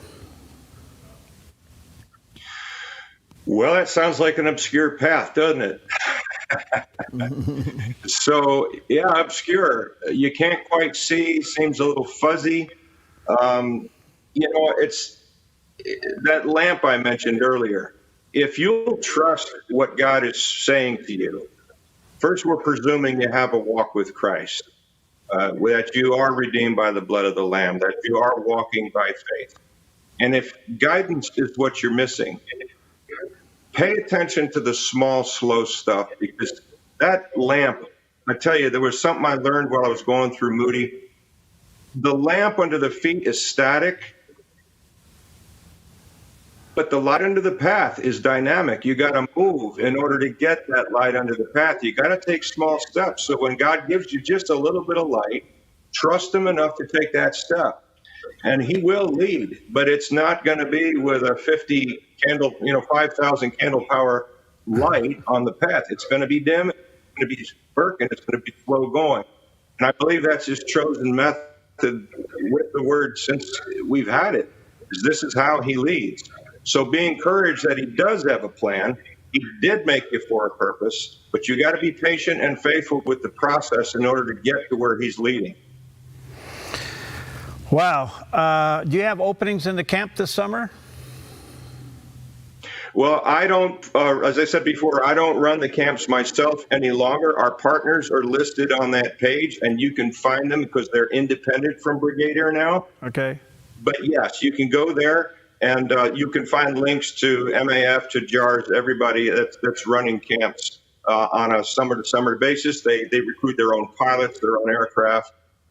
So that is out of my hands now. I'm in a promotional and consulting role these days. All right, so go to brigadeair.org to check it out, brigadeair.org, and look for Bruce's book, Finding Hope, Navigating an Obscure Path, Learning to Trust God When You Can Barely Understand Him.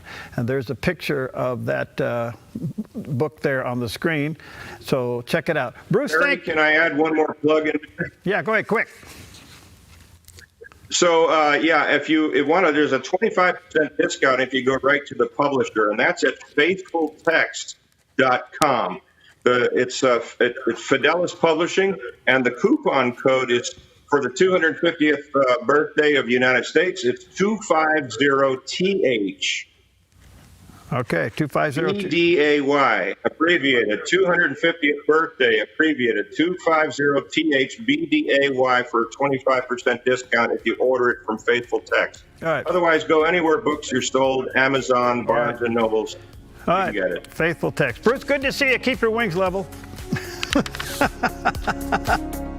Applegate River Golf and RV Resort, a pristine 9-hole course alongside the Applegate River. Their clubhouse offers a golf simulator experience. The RV Resort is adjacent to the golf course with convenient pull-through parking. Applegate River Golf and RV Resort. Information at applegaterv.com.